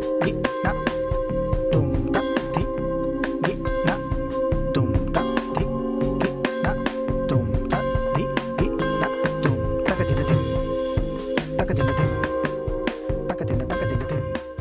So what are the syllables that I'm using is takadina da digina tom. So how do I play that? Takadina tatigina tom. Then I'm using takadimi takita tarikita takita tadigina tom. And then dinatata din dinatata din Dinatakadim, dinatakadim, dinatakadim, dinatakadim, dinatakadim, dinatakadim, takadinatakadim, takadinatakadim, dinatakadim. On l'a fait une première fois, donc c'est ça qu'il a fait. Gina tom ta ti. Il a l'air trop bien à analyser celui-là aussi. Tom ta ti tatikita takadim tatikita takadim tatikita taka tatikita takadim tatikita takadim tatikita taka tatikita takadim tatikita takadim tatikita taka tatikita taka tatikita taka tatikita taka tatikita taka tatikita taka tatikita taka dam. There are many fingering techniques for one phrase. Sometimes it is possible that I am not playing exactly what I've explained here because for the flow of the music. That's a good news that it's not so mathematic. Well, at this moment, I'm not really concentrating on the mathematics. Mathematics is only to begin with, and then everything is about logic to me, you know? Like it's a logical connection, and then everything is about the dynamics and the emotions in what I do. So mathematics is only to start.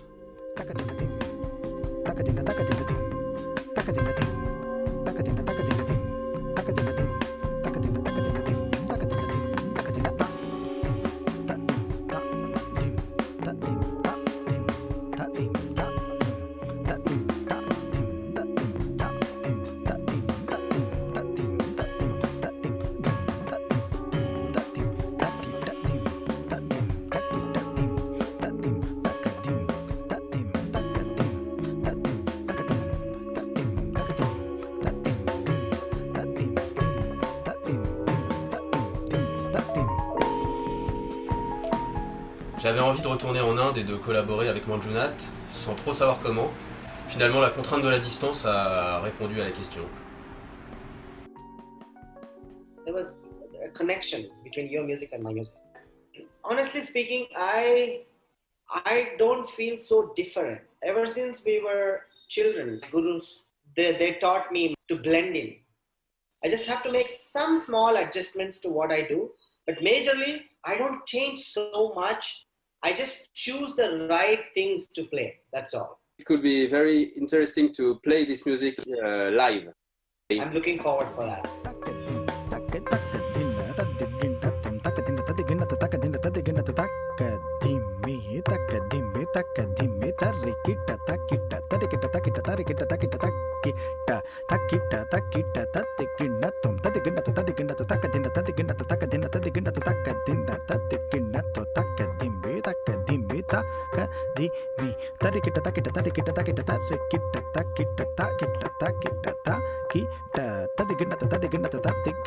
Kita